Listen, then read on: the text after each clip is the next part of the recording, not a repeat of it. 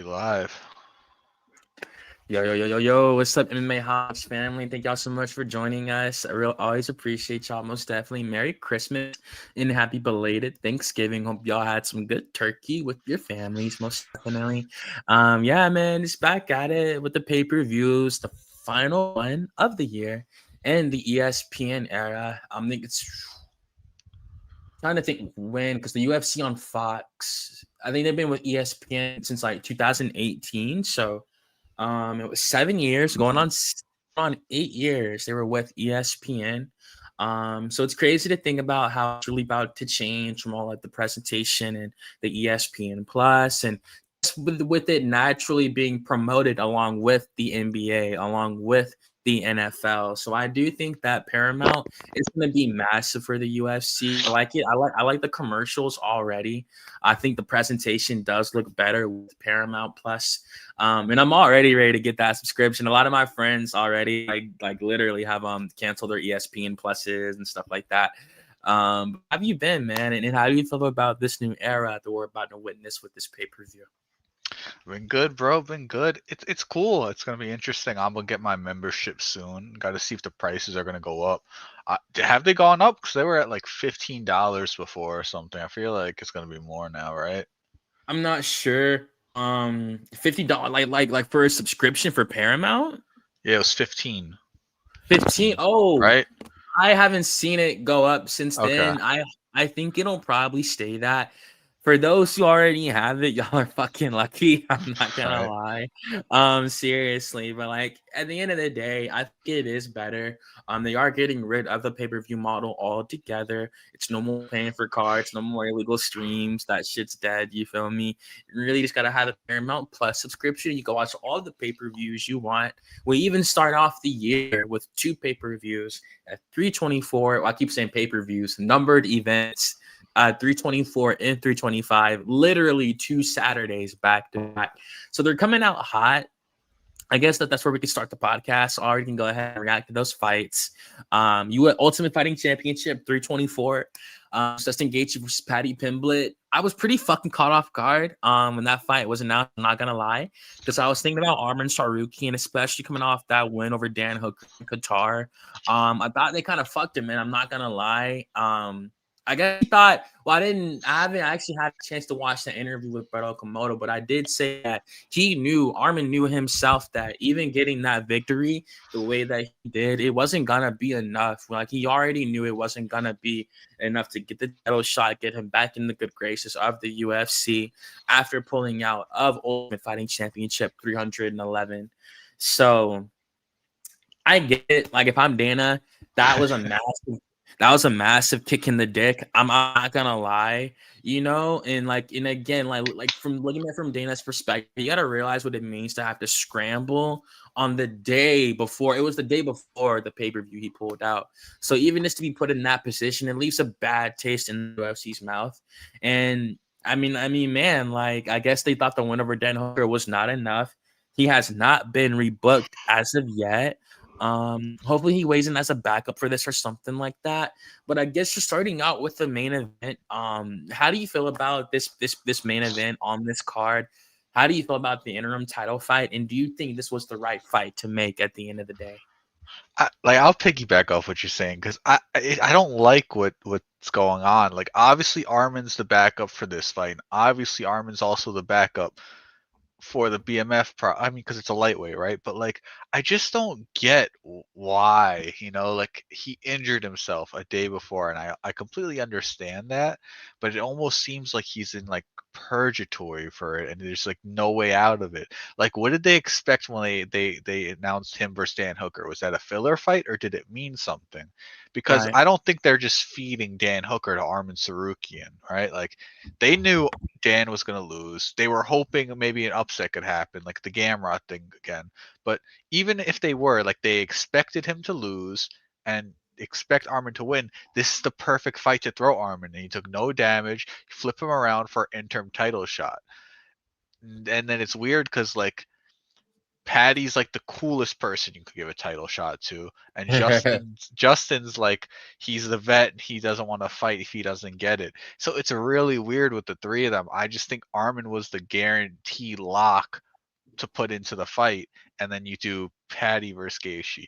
Now this is a really cool fight though. Like if you put Armin to the side, this fight is actually really cool because, well, they're both actually like really good strikers. Like Patty's like getting to that level, like you could call him a good striker. Obviously, I would put Justin more of an elite striker, and I would say Patty has more of a danger on the ground. You see him completely put out Bobby Green, which was very impressive. I think it'll be a good fight.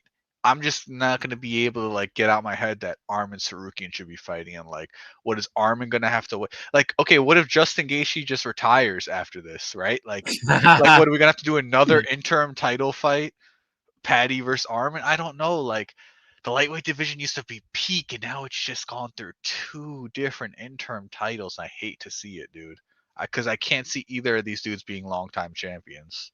Damn, I mean, I can't see Patty holding it for long, and Justin's gonna retire soon. You think so? Like, how many title defenses would you give Paddy Pimblett in the same? If top Justin five? won, I would give him one fight max until he retires after this one. Even if he looked really good, I think he would. You know, he's not gonna fucking run through Patty. It's gonna be a war. Very back and forth. So Justin, I'd give him one, maybe two more fights. I don't think he fights in 2027. Patty, you gotta look at it. I don't think he would beat Armin, but okay, even if Armin did get skipped and other people in the division like a Benoit or whoever else, I could see Patty getting at most two, max two title defenses. I mean, hey man, at that point he'd be a Hall of Famer, man. Next, like that's like at the best, right? But that's like then the new gen comes in, dude. Then the new gen lightweights will be in, like the Sadiqov will be a champion by then, like that's when those dudes are gonna start moving up the division. Like dudes like Norulo Ali and like stuff Ziam and Sadiqov, those are future lightweights. Yeah, Sadiqov. Or like maybe a Mauricio Rufy will be in the talks for it. There's a lot of people, probably people that are going right over our He's head. still really young. Benoit's still like 29, bro. So I definitely think they still want to get him up there if they have the chance, and they need that guy. Of course, Gone is still there, but they need that guy to always headline that UFC Paris come September. So I think they like Benoit. They're gonna give him probably another chance. To scrub off that Moicano loss, and hopefully he can just get back in there. Knocking out Beneil, but.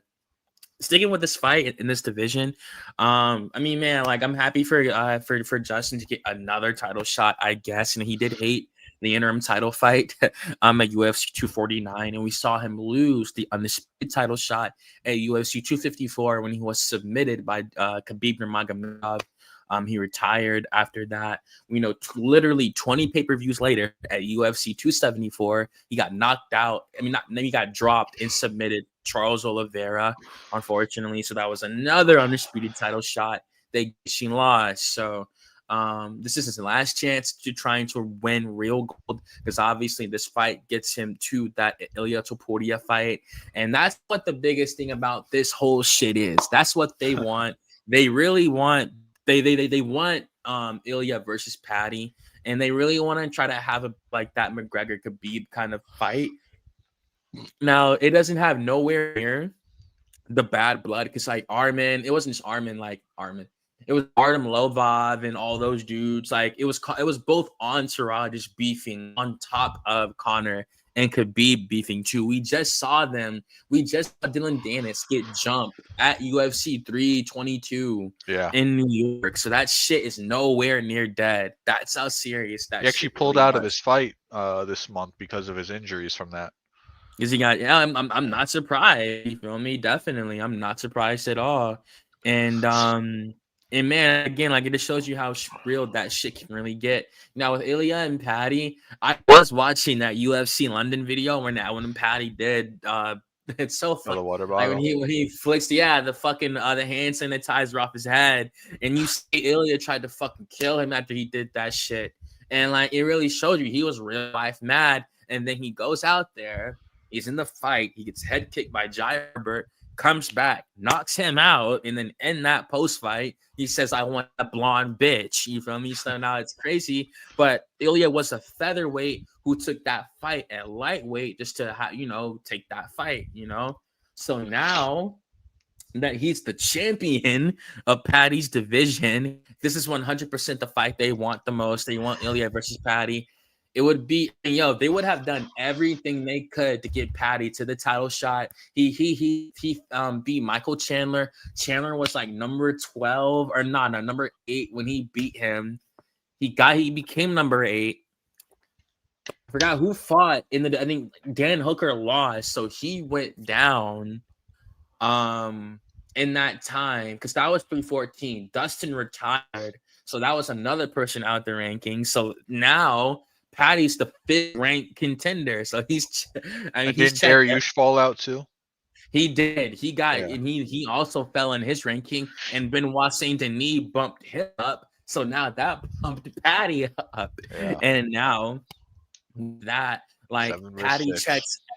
Like for real, like Patty checks every box to fight for the title. He's undefeated inside the UFC with an 8-0 win streak. Of course, you can say whatever you want about the competition. I get it 100%. But he is ranked number 5 on paper, and he's undefeated inside the UFC, and he's a star. So he definitely checks every box to fight for the title. They would love for Patty Pimblett to be the champion. It'd be a great story, seeing everyone just doubted him at first. He'd be a fun fighter. Then he won all those fights one by one, and then he would have passed the ultimate test, But I think this is the ultimate test for him, even in a 37-year-old version of Justin Gaethje. I think that Justin's going to give him a lot of problems. It'll be the hardest hitter he's ever fought, the most dangerous fighter he's ever fought. Really, you're going from an old Chandler to, I get it, you could say an old Gaethje, but I thought Gaethje looked good against Rafael Fiziev. He hasn't really slowed down like that drastically. So I do think it is an interesting fight, to say the least. Should it be over Amanda Nunes versus Kayla Harrison? I mean, in my opinion, like being like a hardcore and shit, I don't think so. Like, it's just, two of the greatest female fighters of all but time. People gonna turn off the TV early. That's the only thing. And I get that, and you're right about that. You gotta keep the TV on. That's the strat. Cause like it's just like, it's like for me, man, it's like, I mean, I get it, yo. It's really no fighting that, cause like that's all it really is. It's no politics. It's just how it is. Because Ariel Helwani was pissed as fuck. You feel me? You heard what he said? He was like, he's like, it's a trilogy, but now you, he said something and it came out so bad. He was like, now you're. Oh, he's like, it's a trilogy, but now you're not girls anymore. And Kayla Harrison took it like, oh, you're calling me a man, but because they were teens, they were like young when they had their first matches. It was funny. I saw that on Twitter today. And that's what I'm saying. Ariel was defending these ladies, thinking that we've rarely seen an interim title be over undisputed. Like the most thing that comes to my head was UFC 189 when Conor McGregor fought Chad Mendes because Jose Aldo had to pull out. And in that event, it was literally one of the greatest fights of all time with Robbie Lawler versus Rory McDonald. That was literally on the same night. And it was crazy to have an interim title fight be over an undisputed match like that. And me in particular, Amanda's coming back. She's one of the greatest fighters of all time, but they just don't see her as a star. They don't see her as a fan favorite, unfortunately. And I get it. Like it's Dustin and Patty, 2 massive fan favorites. But I think it's a great fight. I won't make a pick in it because we are going to break it down when the time comes. So how do you feel about this one? And yeah, like, do you think Amanda can, does she have a chance in getting her belt back? I'll say because she's the betting underdog going into this. So yeah, I hope it's a great fight. I just find it weird how like there's so much praise and high talk for Amanda when she was retired, and now that she's coming back, it's like no one gives a fuck. That's the weird thing for me. It's like, they talk about, oh, if Amanda was here, oh, that's Amanda's division, oh, blah blah blah. Now she's back, and it's like no one cares. So I find that weird. But it'll be a good fight. Kayla Harrison fights are always good. She could carry a fight herself just in terms of entertaining. So we'll see how Amanda looks. Hopefully she hasn't lost a touch, and it's a good fight. That's all I hope. Mm-hmm. Oh, I think it's definitely going to deliver on paper. I'd be shocked if it didn't deliver. Amanda's because I think that this is your because you saw her. Your first fight with her was when she retired That was one at of the first card, 280 right? That was the at Canada UFC card. 289. Yeah, in Yeah, Vancouver. That's when Charles had knocked out Beneil in the that was Columbia like a then. good year in though. Not a year, like half a year in. And I mean, yeah, it was because Yeah, 285 was there, yeah, yeah, 284. That yeah. I was saw Islam that. and Volk. So I kind Yeah, of like like understood what was going on by then a little bit. UFC I think that was my 283. That first. Yeah, that was my first time seeing Amanda. She fucking smoked Fight her in that live, fight most and and retired. she retired, bro, that night, man. So you get to see her back in action. Of course, she isn't in her prime, like UFC 224 and stuff like that. But like she's here though, and she's back. Wasn't retired for that long. I think like 289 almost about 2.5 years ago now. Yeah, So at this point, I think she really decides to really just come out here, just gain the respect from the fans. Again, the new age of fans that have came in since she last retired. I favor her in this fight just solely off the stand up, and I think she's really physically strong herself. So I do think she will be able to grapple with Kayla Harrison. Caitlin Betta had Kayla Harrison bleeding, and I think if that's the case, Amanda could hey, it is what it is, But I definitely favor Nunes 100%. Not disrespecting Kayla Harrison, but I just think Amanda's fought the way better competition. 2 wins over Valentina, knocked out Ronda Rousey, knocked out Holly Holm. I mean, man, like she beat Pena. It's 1-1, stuff like that. it's all about how Um, Amanda deals with the grappling because Vieira did a good job that night. And for that was like it sure. was expected, like it was supposed to be back and forth. This one we just like know that Amanda's going to be better on the feet, Kayla on the ground. So it just depends if Kayla is able to get her down. Because I think if Kayla can get her down, I don't think there's anyone that could stop Kayla from finishing the fight. Cause see, like I don't, man, like Amanda's really, really good with the judo herself. I just think like that's gonna have the edge in strength. I think it'll be one of the strongest ladies Amanda's ever Yeah, fought, especially coming off a layoff like that. 100%. And this girl's fresh, ready to. I mean, I get it. She's 35 years old, but she's really taking any damage. And like, I mean, man, like again, it's really the biggest thing for Harrison. It's the fight before the fight, which is the weight cut for her. She's gonna have to really make yeah, 135 on the dot again. And she said like that's really fucking hard for her, man. Like she said it in the like in that, and then she won the belt. And she admitted it's really fucking difficult because Joe asked her, man. She was fighting at 155 in the PFL, cutting 20 fucking pounds, let alone like her walk around weight and shit like that. So like that shit's crazy, man. But I do kind of feel Amanda in this one. Want to give a shout out to the boy Mick Muffin for hopping in the chat. Thanks so much for joining us, Mick Muffin. Really appreciate you, Big Dot. Most definitely. Could be anywhere else, but you're here with us. We really hell yeah. appreciate you. Going into Sean O'Malley. Gonna speed this up for you boys so we can get to the current day pay-per-view. But Sean is back. I will be surprised. I mean, I will say I am surprised.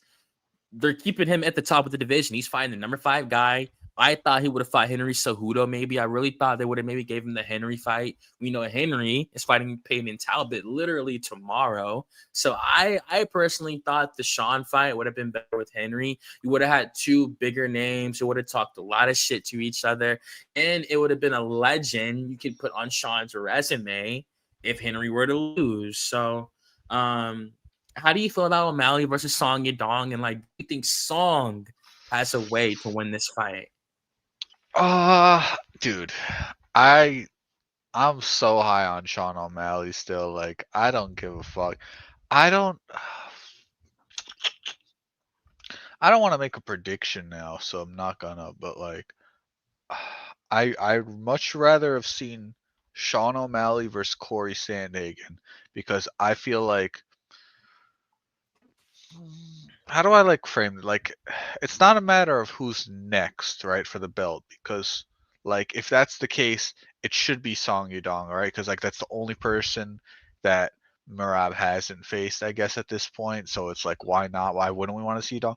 But like, I think Sean O'Malley and Corey Sandhagen are both a step above Song Yadong, maybe. I mean, we'll see. I mean, it's not a bad booking. It's probably the next best name you could. It is the next best name you could have put. I would have preferred Sean O'Malley versus Corey Sandhagen. I think everyone would have preferred that fight. That was a big rumor. A lot of people were hyped for that if it was going to happen. Um, yeah, but I'm only excited for this fight for Sean O'Malley. If I'm being honest, I'm not too excited for a Song Yadong fight, and that's not even trying to be disrespectful because he's a really cool fighter. He has really good Muay Thai. He's cool. He did good in that Cejudo fight. You know, he stopped it, even if it was doctor stoppage, whatever.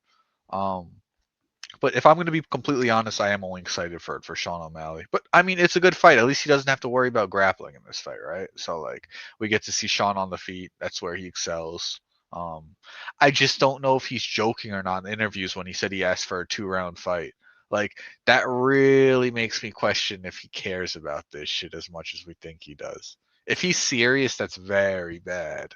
If he's just trolling, then that's great. But if he's serious that he rather a 2-round fight instead of a 3-round fight, I think he lost all his passion after he lost his belt. And we Nah, talked about that. mm-hmm. We talked about Continue. that. No. I'm just saying we had a conversation like if he lost that second Marab fight, where did like his whole career, like everything spirals, and he's in a very bad mental state because he's just like going to realize, how am I ever going to get my belt back? What am I to the sport if I'm not a champion? Sean O'Malley's like purpose as a UFC fighter isn't to be a journeyman. It isn't to Right, be a let's be one-time. true. Let's It's to go. always be the champion. Like Look there's at him. certain Let's people go. that are supposed to be the champion. Like Ilya Taporia isn't supposed to be he's always supposed to be a champion. And Islam, like there's certain people that are always supposed to be Let's be champions. champion. I agree. Like a Usman, right? Usman's always supposed to be a champion. He's in a weird space right now. It's because he's older and he He's continues older. to fight. Yeah. Like he doesn't have Yeah. to fight anymore.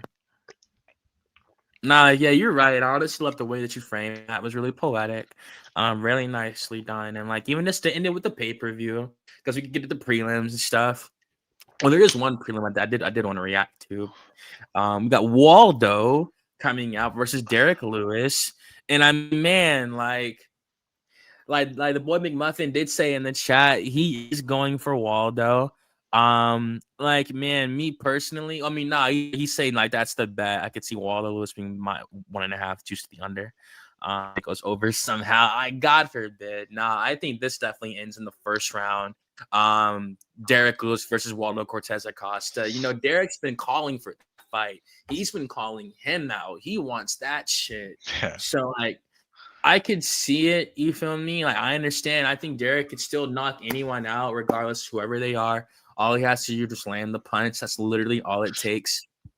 But like either way, you feel me? I think it's a good fight, good booking for this card. It's always good to have Derek on a pay-per-view, like literally just like for real, like not on a fight night main event in the middle of a pay-per-view. That's how you know it's a good card when you got hella fights after a Derek Lewis fight. So whether he wins or loses, shout out to Derek Lewis. Most definitely was on the phone with the president in his last fight. So yeah, man, shout out to Derek. I guess you get your short take on this one before we get the last two fights on this card. You said it perfectly. I mean, I'm super excited to see Derek Lewis. Always nice having him on the card. He's one of the heavyweights when you know you have a good fight in there. I'll still never forget when he put out that motherfucker with the flying knee in the first few seconds and finished it, dude. That shit was crazy. I didn't get to see, I didn't get to see a lot of the Derek Lewis. So like that was one of my first times getting to see Derek Lewis in the cage. I didn't get to see, him say at the end of the fight, President told me knock this Russian motherfucker. I didn't get to experience that. I got to see it on YouTube, so it's a little different. But I never got to experience most of Derek Lewis's career. But I did get to see a few fights. I like to see him. Waldo has looked very good in the few fights that I've seen. Dominican over there representing for our boy Sam Cruz at home representing the Dominicans. Shout out them. So hell yeah, bro. Like I think it's gonna be a really cool fight. Two exciting heavyweights. Man, we can keep moving. We got 2 more fights. I actually might, you just put in I'm gonna tell at least tune in, like, I'm gonna tell him there's a Dominican on the card tonight. If you think he's the only Dominican fucking in the like UFC. actually like seriously. So you should definitely give me, especially because hell yeah, like he could fight for a fucking belt, man. If he wins this shit, like he's representing the country. It's not teams, it's fighters. So like, yeah, man, like this dude for sure. Going into the last two, we could be here all night with this card alone. This card is fucking ridiculous. Shit, that could be the shit. Like, For, this card is good, dude. it's fire. It's stacked. It really. It's like Dude, this that. is Like I went to go see UFC 322 at my coach's house, and like he has a big mansion, big movie theater. And I told him, I was like, when I go home, I'm just gonna like look at our TV inside after being on. Like that's how I feel. Like we're privileged. We're looking. I'm not trying to shit on tomorrow's card, but like we got this nice stacked fucking Paramount card, and then we got to go to the and 323 is cool. It's cool. I think it's pay per it's a view great heavy. card. It's genuinely a good There's pay per good. view. There Has a it's great good, title but fight like this is making me go crazy right now. I'm like, I feel like because it's this like is so tomorrow. many for Yeah. real. These are the storylines really, and the last two: Arnold Allen versus Gene Silva and Umar Nurmagomedov versus Figueiredo. So even starting with Arnold Allen and Gene Silva, you have a pay per view opener like that. I mean, like it really only gets crazier from there. That I'm shocked they made that fight. I'm happy for Arnold Allen getting a pay per view spot on a massive card. Only thing ever against Almighty has been activity, of course. You know, you'll really only fights about once or twice a year, max twice a year. I think he was dealing with some injuries. I think he said he might have hurt his shoulder a little bit or something like that. I know he was talking about going up to lightweight at one point, but I guess he was joking. He does like to troll on Twitter. Don't let his interviews fool you. I He does follow him too. definitely He's funny. like for real. He's always fucking with his fans. It's pretty funny. But I guess how do you feel about Arnold Allen versus Gene Silva? This is Gene Silva's first fight after that devastating elbow KO loss in San Antonio that night. Listen, we talked about this one time, and my thing with Arnold Allen, I love the UFC, but sometimes their matchmaking just aggravates me because like they just don't make the right fights sometimes, and like it sucks because Leron Murphy is like near title shot contention. Arnold Allen Right. isn't, but that's the fight to make. Get a fight night, bring them to the UK, and you do Leron Murphy versus Arnold Allen title eliminator. Then you could do Jean Silva versus Aljamain Sterling. You know, not Leron. Now they're gonna do Leron Murphy versus Aljo. It's I think that Aljamain. everyone knows it's gonna happen, right? Like, but that was the fight to make: Arnold Allen versus Leron Murphy, because you weren't giving Leron the title shot. And they knew they weren't from the get go. They knew they weren't gonna. We're gonna find out any day now, or we already did that. It's Alex versus Diego, so we did find that out already. Um, but since the UFC did what they wanted to do, interesting fight. Gene Silva has lost all of his momentum. I haven't heard a word of him since he got knocked out, or TKO'd, I guess. But I wonder fight week when it comes, are people gonna, hop back on the hype train when he's barking up a storm? I would assume he's gonna be the same. Literally. I would assume he's gonna be the same exact person. I don't think he's gonna like change his attitude or anything. He's gonna be that same crazy kind of guy. Um, Arnold Allen's gonna be like, yo, what the fuck's wrong with this dude? I think it'll be a good fight. Arnold Allen just isn't as active as I'd want him to be. Like I said, I know he has injuries and stuff. I like, I guess it's almost like an early prediction. It's not, but I think there's like a big difference in pace between these two fighters. Like Arnold Allen Really? doesn't fight at the same pace as Gene Silva. Gene Silva's like literally like a bulldog, and he's ready to run at you. And I feel like you need to be a certain type of fighter to like Diego beat him because he threw a spinning elbow. You know what I mean? Like to beat John Silva, you have to be quick and twitchy. You know, like because that dude's gonna run at you and just like Diego was on his back foot when he got that knockout. You know, like that's not Mm-hmm. normal. Most fighters can't do that. They don't have the ability to knock someone out while they're backing up. And like use your momentum against Yeah, you know what I mean. So like, or John Silva's really fucking good. I think if he didn't get knocked out to Diego, I mean, obviously he's at the top of the division. So, uh, I mean, almost like it's not like I said, not trying to make an early prediction, but I think I like lean towards John Silva almost in that because like, and I like Arnold Allen. I'm gonna like try and like watch tape and see a way to like go back on that. But I think the styles make matchups, and I think the style favors Jean Silva in this one. I mean, yeah, you could definitely say that, most definitely. Like, but I do think that Arnold is the most well-rounded opponent he's ever faced. Of course, Diego's a good grappler, amazing, really, actually. Like back on the Mossar He's a fight. good grappler and a And good striker, but he's not the best at mixing them. Almost Diego, like he's not the best mixed martial artist. He's just really good grappling, really good striking. Want to give a shout Yeah. out to the boy Gavin. He's hopped in the chat. And thanks so much for joining us, bro. I appreciate you. Yeah, man. Like I think for Arnold, like I think that because his footwork, I think, is gonna give Gene problems. Really trying to really hit an elusive fighter like that, who also has a good offensive versatile approach himself. Whether he wants to stay out of like either stance, whether southpaw or orthodox, and he has really powerful kicks as well. And of course, he can grapple himself. I think Mobstar Evil Web was having trouble with the wrestling, not being able to get him to the ground and stuff like that. Is facing a real very physically strong fighter in Arnold Allen. And I think for this, like, again, I think Arnold's fought the better competition, but I think that the danger lies in Gene Silva. So I'll definitely give you that for sure. And then go to the last fight that we were going to break down on the 324 is Umar versus Davison. I'm not going to spend too much time on this one because I think everyone knows who they're picking going into this one. It's really more so about that. I'm happy Umar's staying active for real, honestly. I'm super excited for that. I think it's almost like legendary. Like I wouldn't say Figueiredo has like a golden last name like Nurmagomedov, but it's like you know who Davison Figueiredo is, so it's cool to see hit like those two last names. It'll be nice to see them in the cage against each other. I think it'll be a very high level fight. I don't think Figgy lost a step. He did have one fight since he tore his ACL. Who did he beat in that last fight? It was Montel Jackson in Brazil.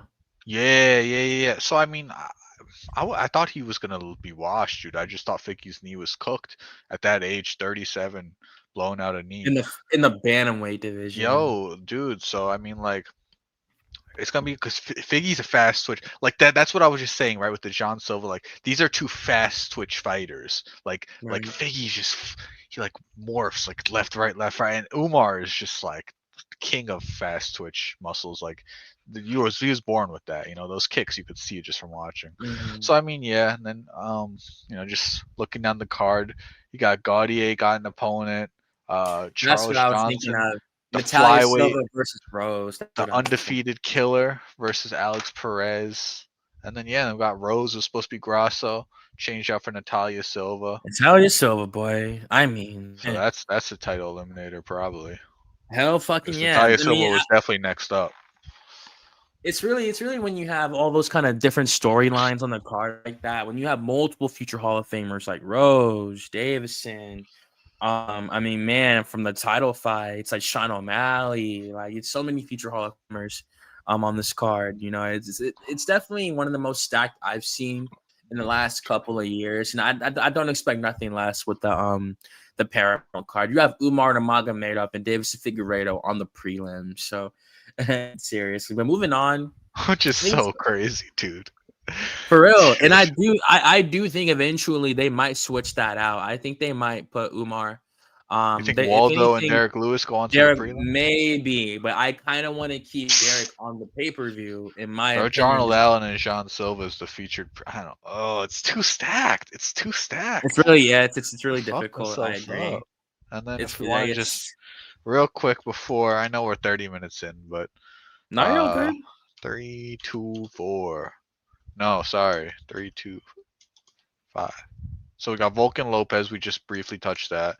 Just announced this afternoon when I was leaving the gym. Charles Oliveira and Max Holloway for the BMF belt. 2. It's a pay-per-view, man. Well, I keep saying that. It's a numbered event. You expect nothing less. They were not going to these guys on a fight night for free. I mean, I keep saying again. In Vegas, baby. Gotta get used to that. Yeah, like it definitely deserved to be in an arena. It's on a numbered event. You have 2 stars, and like it's a storyline. Like it was a big main event back in Saskatchewan. That was like 2015 when that fight night happened, and Charles got a neck injury in the main event. That was a massive fight. Yeah, a big build up back then, and the card wasn't the best. So to see like the main event end like that, it was honestly tragic, for real. But I'm really happy Charles has a chance to redeem himself, going into this one. You know, Max is also still looking great coming off that win over Dustin. So, I mean, man, it's just definitely gonna be interesting to say the least. I really can't tell you who I'm picking in this one. On my head, I really have to dig into this one a little bit more. And whoever does lose this fight, I get it. Like they can have another big fight right after, but I do think it's a crossroads fight for both fighters in this one. Most definitely. It's very interesting because my whole method, because if I recall, the White House card is supposed to be in April, right? Like June, I think, like June June. 14th, like June 14th. There was something like that. Okay, They said I but heard my June. whole logic was like they had to find who would take the fights before that because everyone wanted to be on that card, right? So it's Exactly. like Alex had his injury, so Alex was going to take time off, and we know the heavyweight division is on hold right now. Because Tom can't even fight, and they want to do the Tom Gone fight.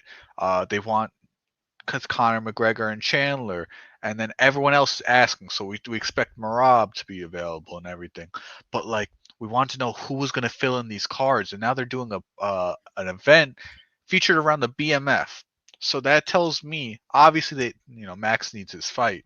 Max needs to fight sometime, but this tells me they're saving someone for the White House, right? If they're doing a whole event, that's a whole month that for the BMF, they're saving something. So I I'm agree. excited. I was wondering what it is. Obviously, we always say that like they're not going to just do a women's pay-per-view, so that's why they threw the interim with the women's card. Then you got Volk fighting in February. Then you got this is in March, right? Yeah, this is in March. So then you got April, and then May, June is going to be this. So there's probably one more event after this that we're going to get. Probably not Islam, probably not Alex. And then who are our other champions? So we got the welterweight, middle Hamza. Definitely not Hamza fighting. He already set out for Ramadan I think Islam's gonna be on that on the shit with White House that card, dog. right? I think they're gonna give it to him. He delivers every time, Yeah. regardless of the performance. And I think that it just depends on who he's gonna fight. Like it just depends like who's gonna be in that welterweight, like because I don't think they're gonna give it to Protez. They could, but I think it's either gonna be Usman or Taporia, dude. I think man, if they could get Ilya versus Islam They some way would do somehow, it. That's Spain. Listen, I get it's not American, but like it's at the White House and you're like, yo, this Russians fighting. They're like, are Russians yeah, fighting they at the don't White care. Like, House like versus Donald a Trump loves Spain? all And the it's like fighters, like for real. and people would catch on real quick to the levels of these two dudes. So I think that and I think, Alex is gonna be on that card. If he's fighting, if he's defending his belt, or he does a one-off with John Jones at like a heavyweight, and it's not for the belt, but it's just a fight. I think those are the two options. You either do Alex defending the belt, or you do him in a one-off with John Jones. If they really, that's the only way to get John Jones on the card, right? Mhm. Because Cyril's not going to get passed up. If Tom's fighting again, it's going to be versus Cyril Gone. You can't just give it to John Jones. I don't think Dana wants to do that. Obviously, they're going to book Connor and Chandler, and if it happens, it happens. If they don't, they're not going to bank all their money on it. Nah, Yeah, and then they got to see like they're going to try and get Pantoja on there if he's healthy after this one. Obviously, they'd want him on the card. I think If they're definitely gonna call him a Rob they're going to for call shit Marab when he sure. wins, I For mean, shit sure, that's they're not gonna even a call him. prediction. Like if he wins that fight, they're going to call him, and then yeah, and then that's the UFC. That's all the divisions. So I mean, And, bantamweight. and and honestly, I don't think they're gonna put too much emphasis on the American part. You know, America's a melting pot. That's gonna be more Um, the prelims. They're gonna get their Sean. So Sean Strickland should be on that probably, right? I don't think they're gonna go yeah, crazy for Colby. I know I they think might so. want to, but you think? And Colby's doing.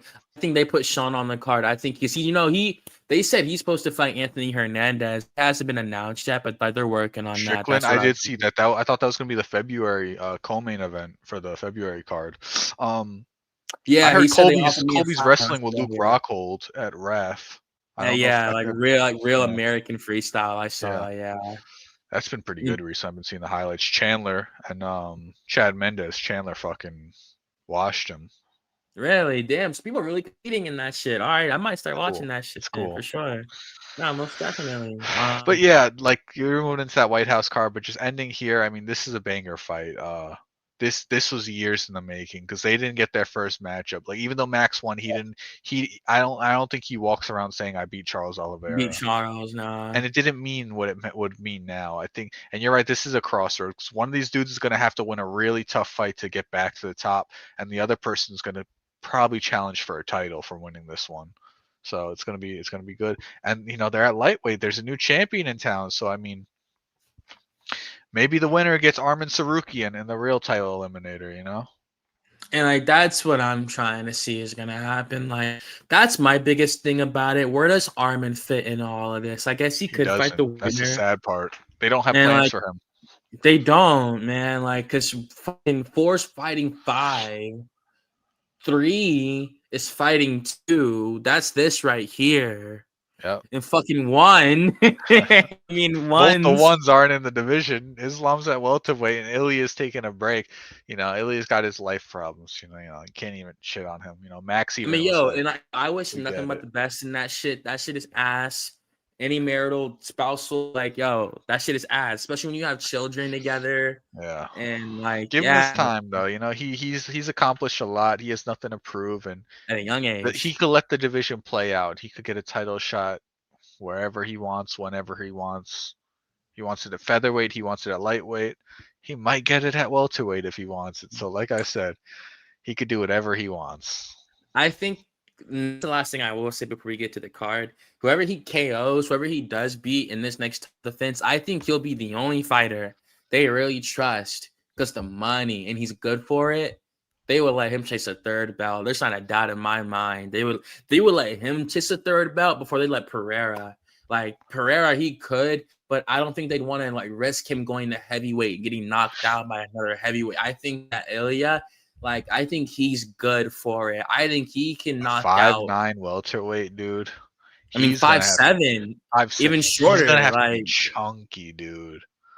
no, I think he'll definitely put the Dude, that weight was a on. 10-pound. Now he's putting on 15 more pounds, bro. I think if he does the right He's gonna way. be in the cage at 170. Oh Like yeah, 170 on the dot, while Islam's at like 180, 183 when to it went at 189. 195, Right? like we're It's- funny. Islam looked big. Bro, everyone, like, I know, like, we're gonna get to the card eventually, guys. Like, give us time because we're always rushing, dude. We always have busy weeks. We're always rushing. But like, everyone was saying JDM's gonna look so much big, and Islam got in that cage. Motherfucker, they were toe to toe. They were the same. Islam might have looked a little bigger. I don't know. Maybe a little wider. JDM was a little more toned out, but like, I'm dude, curious Islam's to see how huge. like if he's gonna fight Michael Morales, if he's gonna fight Carlos Prates, fight Ian Gary, like he's not fighting all those dudes, but I wonder who he's gonna choose to, like maybe Shavkat Rakhmonov, maybe because I he's would love the undefeated. Shavkat fight. I hate But how people talk about him now because he missed time and he had the injuries and all this. They act like he isn't a killer. There's a lot of fights to make.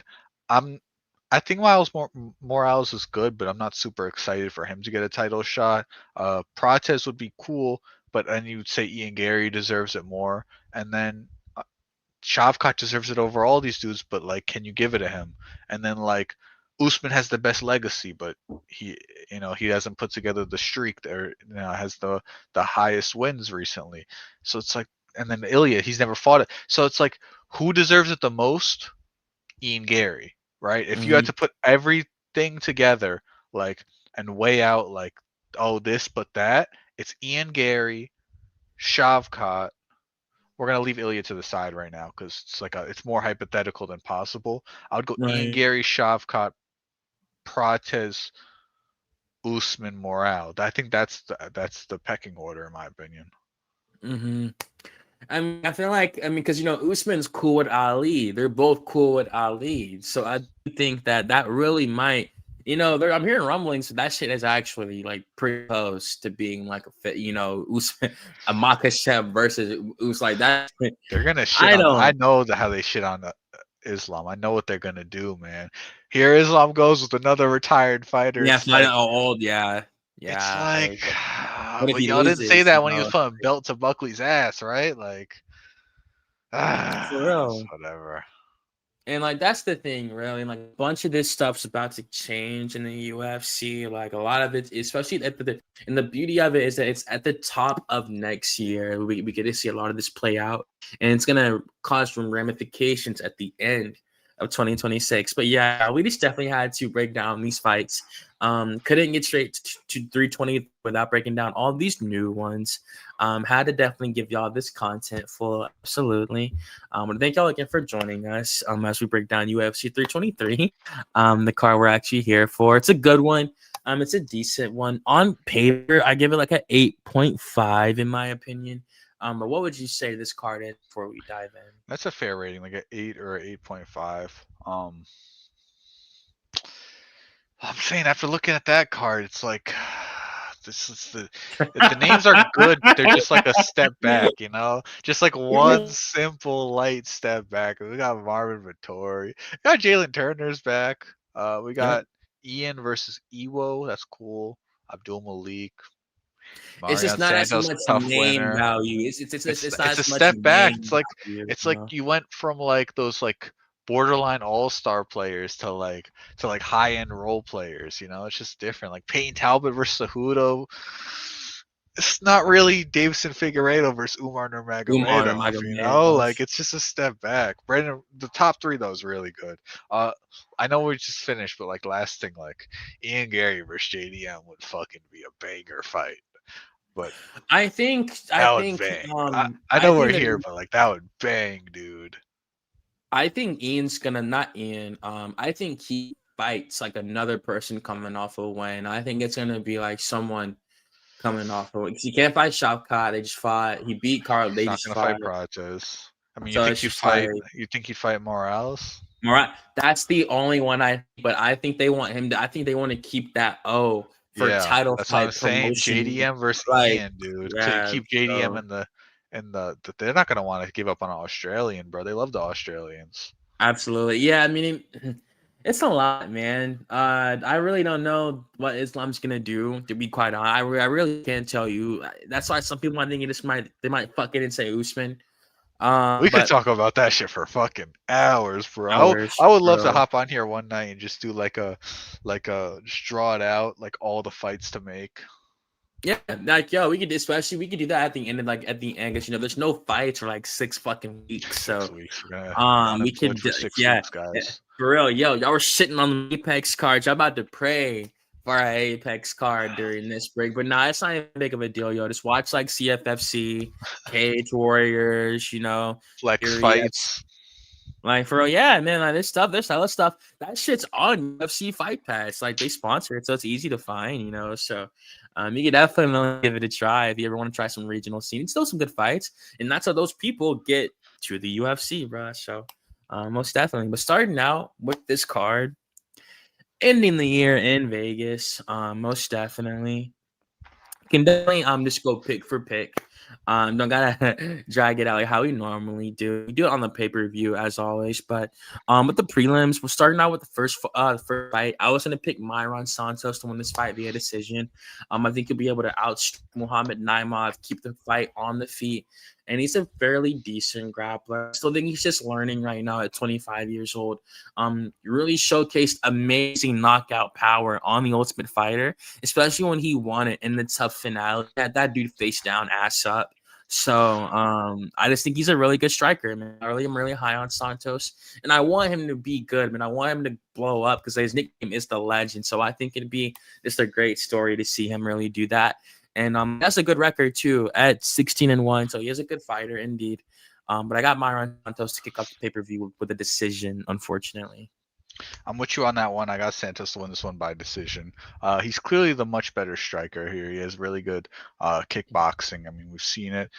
It was the Yusuf one, right? I was very shocked by that one. I didn't think he was going to pull that one through at all. Yeah. Definitely flipped the switch. I'm not going to disrespect him ever again after that one.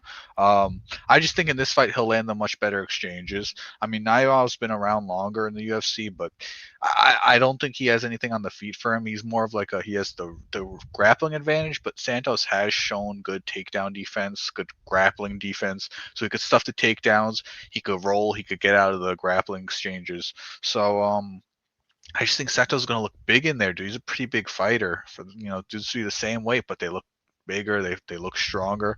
I think he's going to be bigger and stronger, and I think the striking is going to overwhelm him. Take the judges, give them the rounds, and there, Santos by decision. Is he the Yeah. dude with the dad? His dad was a fighter or something, or his dad was his coach, or was that someone else? There was a young, like 19 or 20-year-old fighter whose dad was also a fighter or something. Who was that? Last person I remember that was I remember that heavyweight Kevin Asplund. Like he was, Nah, that's like it was a young fighter. Elijah Smith. Is that who I'm thinking of? Elijah Smith. Nah, you're actually. I think it was. Who is it? Because I'm thinking it's Santos, but it's not. Nah, because it's not. I know his pops was a fighter. Elijah Smith. Yeah, I'm pretty sure because his father fought in UFC. And the UFC, okay, that's what I was thinking. Okay. Yeah, I'm pretty sure it was Elijah Smith. Yeah. Okay, but yeah, Santos is a tough winner. That's okay. So I do know the difference. Okay, cool. We could most move on. definitely. Yeah, and he's gonna be fucking good too. Elijah Smith. He was working in that car dealership after. He's the one that got that left hand, right? He be knocking him off because that with that left, right? Yeah, I haven't and like seen him in a while. One, it was like one of the craziest slams I've personally have ever seen watching UFC, most definitely. And going into this next one, won't spend too much time on this either.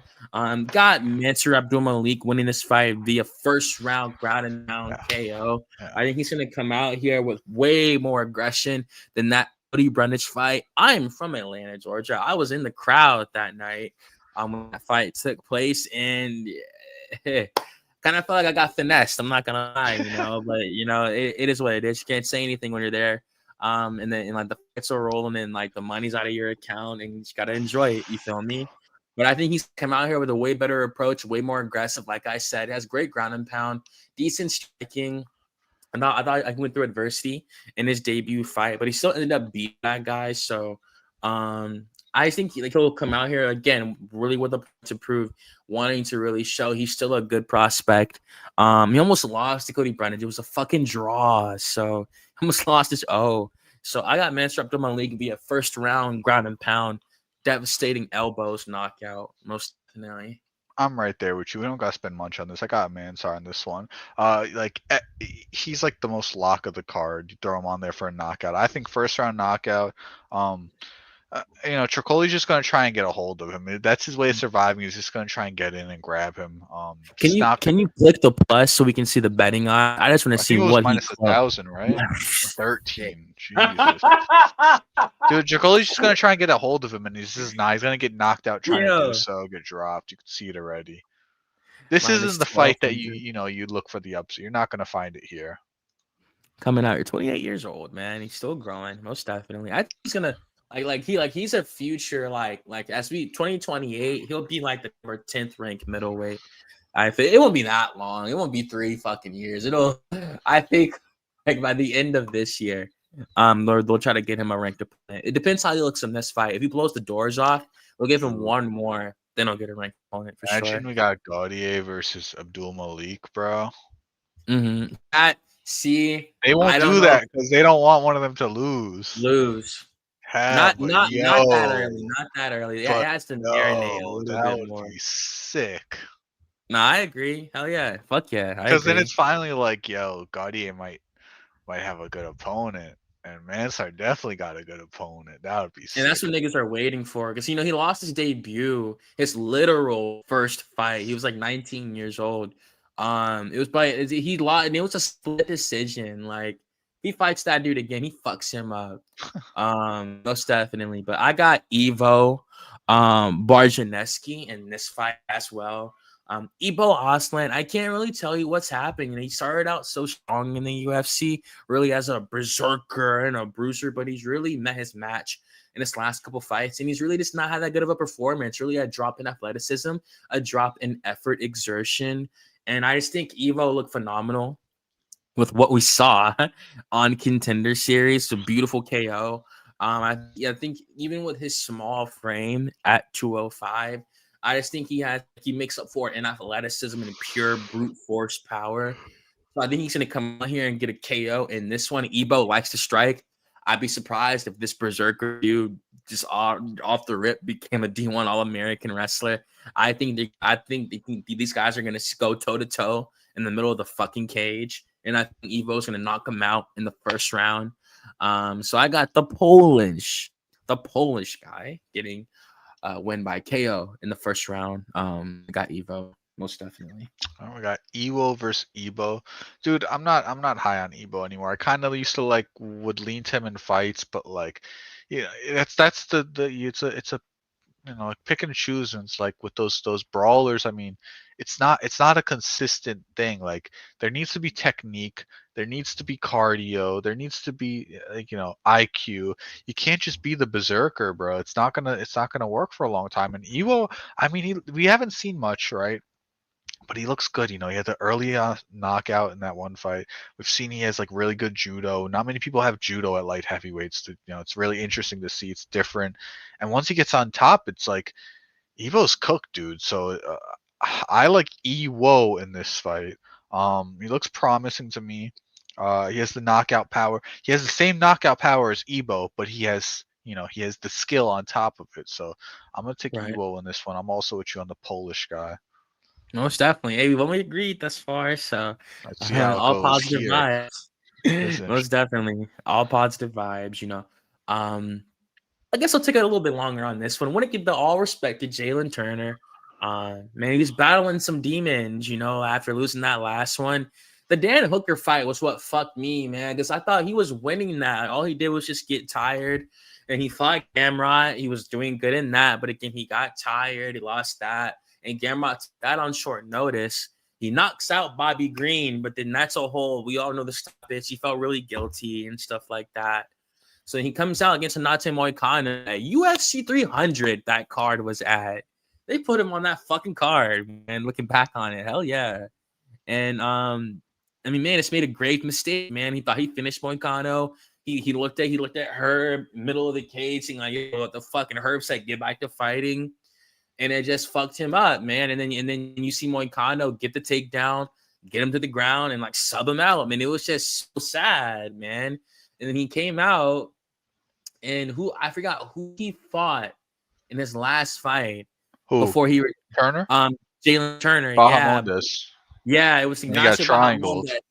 And he was looking good in the first round. Got fucking and triangle choked on top, and then gets choked out by a pair of legs. And it was just like, man, at that point, I feel him, man. It's just, what can you do? You feel like you're trying everything you can, and the results you're going for are just eluding you. So, but shout out to him for battling those demons and having the guts to even put the gloves back on and go back in front of all those people. People can say, oh, he's fighting for money, this and that. So fucking what? It takes balls to want to fight in front of 20,000 people in your underwear, most definitely. So, I mean, yeah, so again, when it comes to the skill set, these guys are kind of even. Both have great kicks.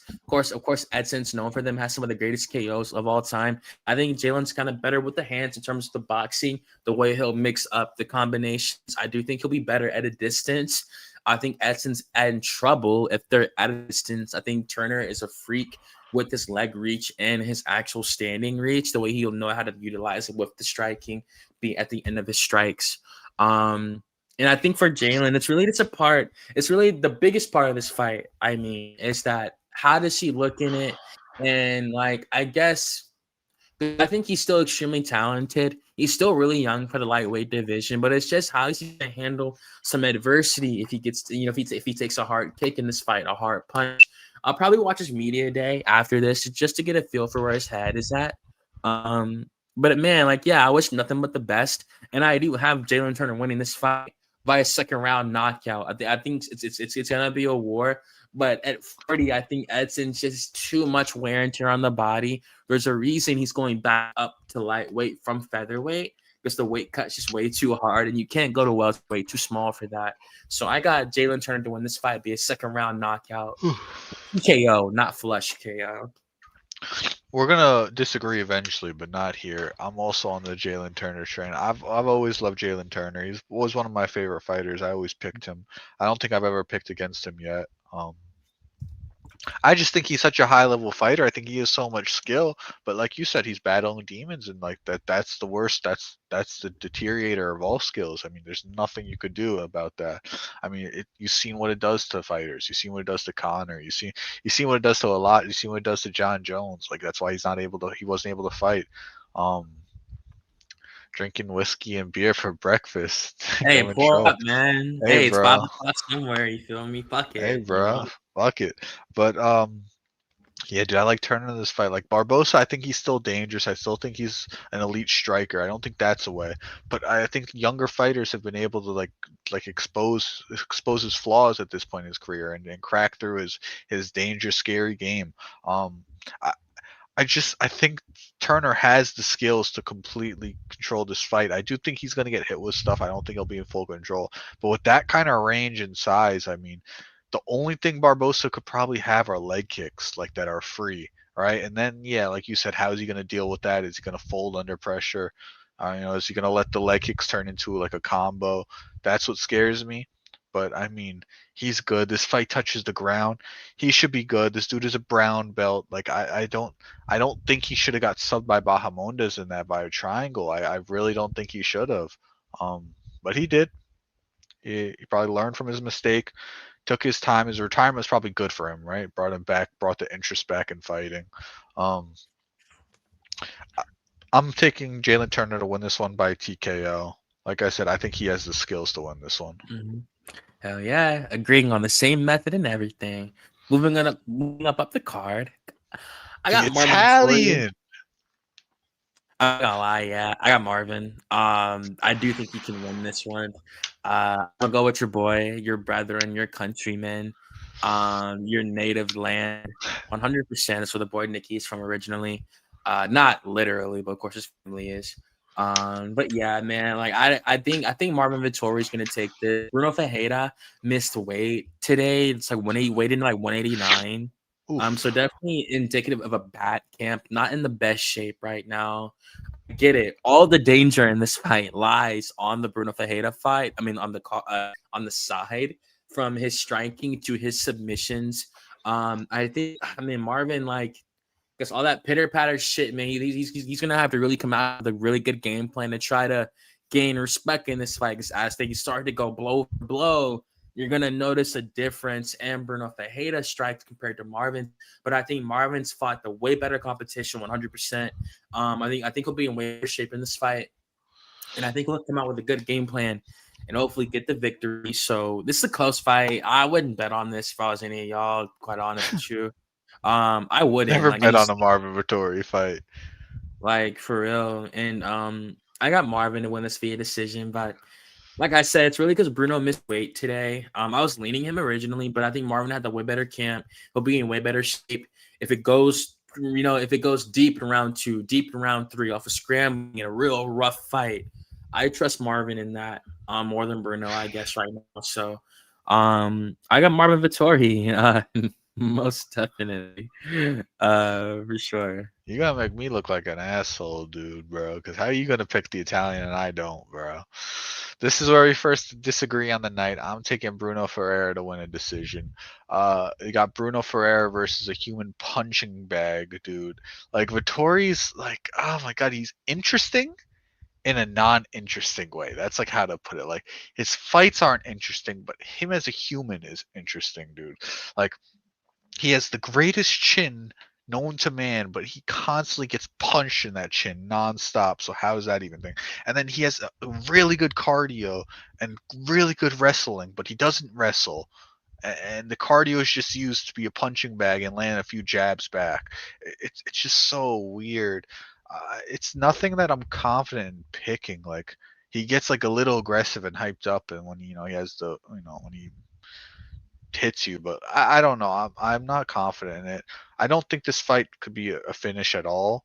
Um, I just think in the exchanges, I think Bruno Ferreira is going to do more damage, like more like cuts, bruises.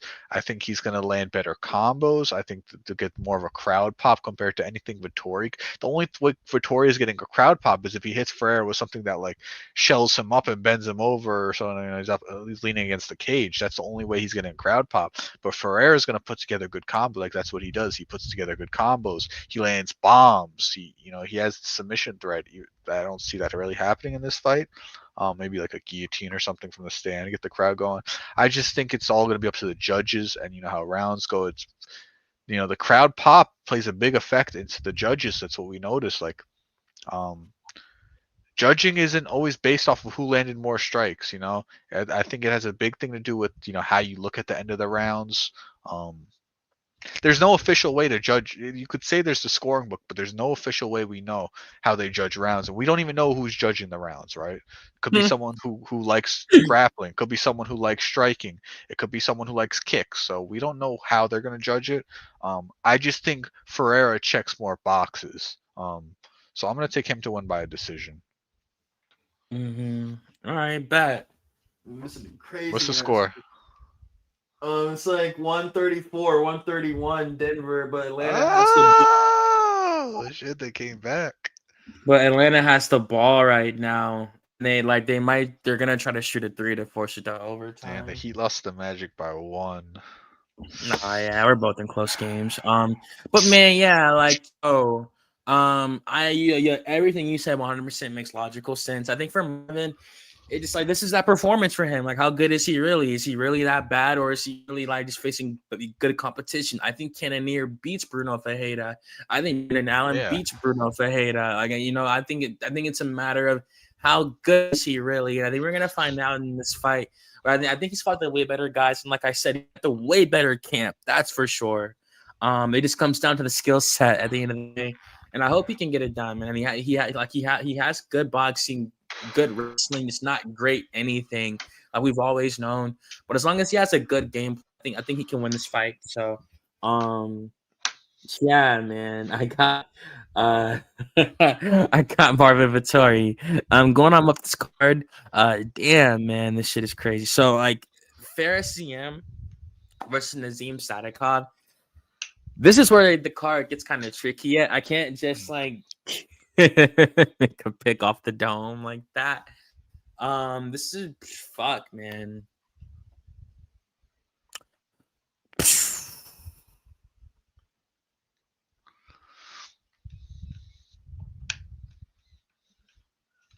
Man, dude, I'm kind of leaning Ziam, man. I just think he's looked great lately, in my opinion. But then it's like Sadikov always finds a way to fucking win, man. That is true. Like literally every fucking time, he always finds a way to win.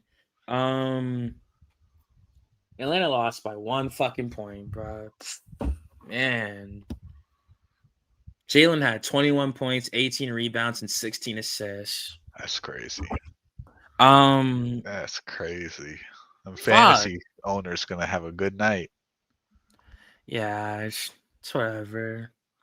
It's whatever. It's fucking early in the season, but yeah, man. Like, I do think this is a close fight. Again, that's why I'm kind of paused on it. I'm not going to keep too long though, because I do got to go to bed and break up early. I was in with Fares CM to win this fight. I just think he's looked great lately. I really do like his style, like his striking. And I think he's just looking better overall. I think this is to see how good both these prospects are. Like I said, Nazim always finds a way to win. Somehow he always does. You feel me? Whether it's a close fight or whatever.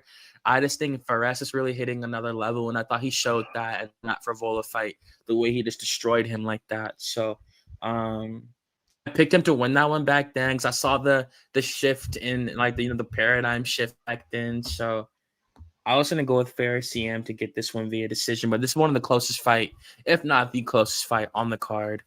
Damn, fucking Hawks fucking lost, bro.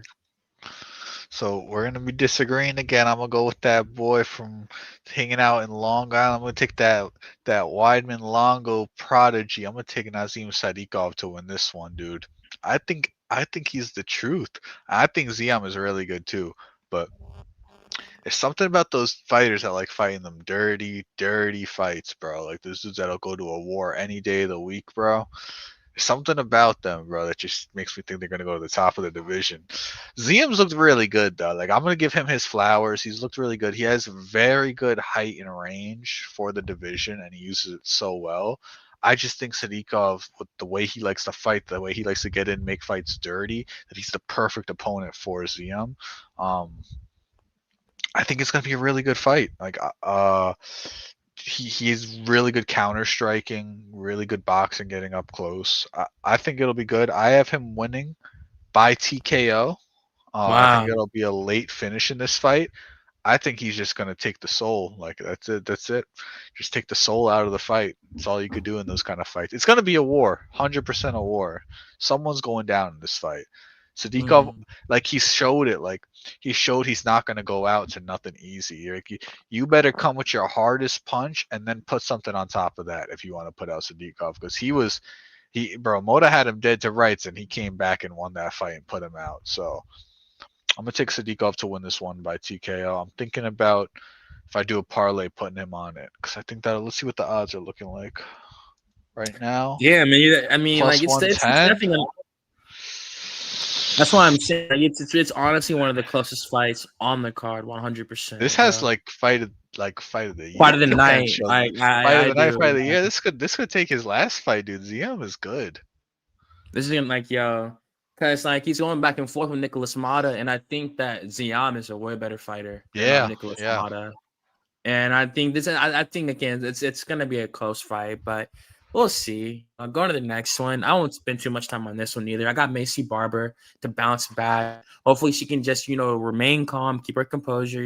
She had a panic attack last time, unfortunately. So with the whole Aaron Blanchfield situation, so fuck all of shit ass, negative comments towards her. I'm not like that. I'm not like these dudes online who, I mean, these dudes have never even had a fucking street fight before. Trying to shit on this girl. So um, I wish her nothing but the best. I hope she just stays calm and she's able to make it. She's built for this. So I got Macy Barber to win this one via decision. I think it'd be better anywhere the fight goes with Karine Silva. She's fought the way better competition. She's a UFC veteran. I just think it's about getting back. I mean, she's not losing or anything like that, but I think it's about getting her confidence back most of all. And I think she can win this fight in dominant fashion. Macy Barber, the future. Um, like yeah, she's done it 16 times, so you shouldn't shit on her for it. I just don't like that she pulled out of her last fight. It just For gives me sure, concerns, like gives me like one like questions. one 100%. It pissed a lot of people off. I just think for her, man, like I get it. There was probably some anxiety, just whatever. Not even being scared of Aaron. It's more so like the whole Yeah. situation and just yeah, man. And I think Al, I think no one had more right to be more upset than Aaron Blanchfield. I think she had every right to be mad as fuck. That was half of her paycheck that she could have gotten that night that she did not get for whatever reason. Especially when Macy again, they were jawing back and forth all week. They do not like each other, and I don't think Aaron's gonna give her the opportunity to fight her ever again, unfortunately. So we'll probably never get that. And they've been talking shit for fucking years. So like, yeah, man, they've been talking shit since Aaron fucking signed and like for real. So it's unfortunate. We're never gonna get that fight more than likely. And yeah, man, I just hope Messi again she could just really make it to the fight and just shut up the haters at least. Just step into the cage. Yeah, but like it's just the pullout just gives me questions. It's not like I'm gonna pick Silva because I think she's the better fighter. I just think there's a big question mark on Barber. I wouldn't put much weight into my pick here. I'm just gonna pick Silva. I think the forward pressure, walk down, 1-2 combos will get her a decision win. I mean, she'll probably lose if Barber's looking at anything like she did before. But if that panic attack did have any effect on her longer than that night, there's just too much of a question mark to pick her. So I'm just gonna my pick will just be Silva. Keep it short, simple. Wouldn't bet it. Wouldn't put weight into the pick. I just don't know if that panic attack had like a long term effect on her. There like why did it like was it the weight cut or was it something inside? Like it could be something that lingered. So like we'll see. It's just a pick, bro. Like I'm not holding myself to this pick. I won't be mad if I get it wrong. Like I No, it's expect to all be wrong, good. but like I'm Hey, just you gonna take could get it Silva. I right. think she could do it. Like Like you never know. You if feel if me? Like Barber's not on her shit, I think Silva could do it. Like I don't think Silva's some ass. absolutely not. No, no, no, no. She started out red hot. She was She has 4-0 solid in the striking, UFC. forward Like, yeah, pressure. It's all great you need. submissions. Yeah, like 100%. Yeah. Phenomenal So submissions. I just think, again, I think Macy's better. I think, I think we'll see. I think, can you check the betting odds for me on this one if it has it on there? Like, because I'm not it's even, pretty it's slight close. favorite. So, like it's close, you feel me? So, yeah, all right there. But yeah, moving on though. Got Terrence McKinney versus Chris Duncan. Yeah. Um, Wonder what round this one's gonna end in. yeah, man. I was gonna go with T-Rex to win this fight. I think he can get either knock this guy out or submit him. I think, man, he's only getting better. He's only getting smarter. I think they haven't cut him for a reason. I think he's getting his gas tank better. All things like that. He's not some one round motherfucker like people try to make him out to be. It's just how he fights in the fights, man. Like it's just like pedal to the metal. But we saw him last. Vyacheslav Blorshev. Of course, he has no wrestling. So I had Terrence in that shit all day, smoked him like a blunt. And I think for this, it's going to be a hard fight. Chris Duncan's an American top team. He's definitely hit a new level since coming off Contender Series. He's good. He has decent striking, decent grappling, but I think his chin is not the best. And I think that, again, I think Terrence can win this fight. I think both these guys got potential. It's just people seeing Terrence lose more because he's been here longer, But I do think that Terrence can win this fight. I'm going to go with a knockout. I think Terrence can knock him out, actually. So, we'll see what happens. It's a close fight. But I think Terrence can win this fight, man. Most definitely. So I was going with Terrence. Man, I think because I think he can go past the first round, man. But I think it's gonna end in a first round finish. I do. Yeah. Like how he fights and stuff. I do. I think so too. But I just wonder if we're gonna agree again tonight, because I am again disagreeing with you on this pick. I got Chris Duncan winning this one by first round knockout. I expect this to be like any fight where they clash early on. It's just that I think Chris Duncan has something from McKinney, like certain things he's seen in the past. Like I think I could see him getting chinned in this one. McKinney's just like very like he's loose in the fight. He like gets in there and he goes and he just lets it fire on all cylinders, and he's super dangerous. But at the same time, to be dangerous, there's you're leaving something open. I just think he didn't know who he was really fighting in the Esteban Ribovics loss. He didn't really know He who the might not fuck know who that he's was. fighting in this one. This dude, Chris Duncan's Like, pretty good, dude. for He's pretty sure, for good. sure. I think they're I both just think very he's dangerous fighters. I just don't. And if this fight did make it past the first round, then it's like live bet every penny in your bank account on Chris Duncan, because he's going to win, and Terrence McKinney will just death gas because he puts us all into the first round. I think Chris Duncan's just going to match the energy of Terrence McKinney, and I think he's going to be patient. And he's going to chin him. I just think, bro, he's gonna come in there and he's gonna throw like 100% that first chance he gets at McKinney, and I think he's gonna land and put him out, dude. I don't think he's I gonna just let McKinney come in and overwhelm him. Like that's what McKinney does, and it's a matter of McKinney overwhelms you or you're ready for it, and I think he's gonna be ready for it.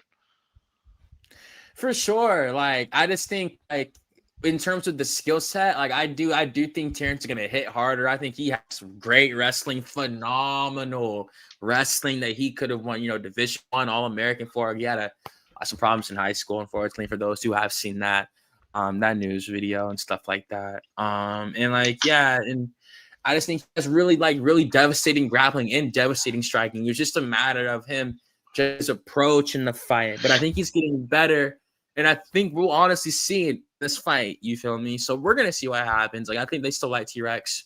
And I think he has a lot of danger in this fight, whether knockout power or grappling with the submission. He's a phenomenal wrestler and a phenomenal striker. So we're gonna see what happens, but It's a close one. And I got T-Rex, you feel me? But we'll see what happens, you know.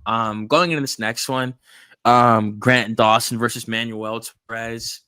Like, again, this is another weird one because Grant Dawson was knocked out by Bobby Green. And like it was literally like a 30-second fucking knockout. It's like it made him look like he had no chin with the way he dropped to the floor like that. It was just a really bad loss. And now you're coming out fighting a guy who was extremely well-rounded in terms of his submissions and his striking. It was really just with the Ignacio loss. I really thought it was just purely IQ. You know, going out there with your chin up high, you feel me, just having no respect for your opponent. And we saw what happened. And for this, you know, it's a close one, you feel me? It's another close one. I mean, man, like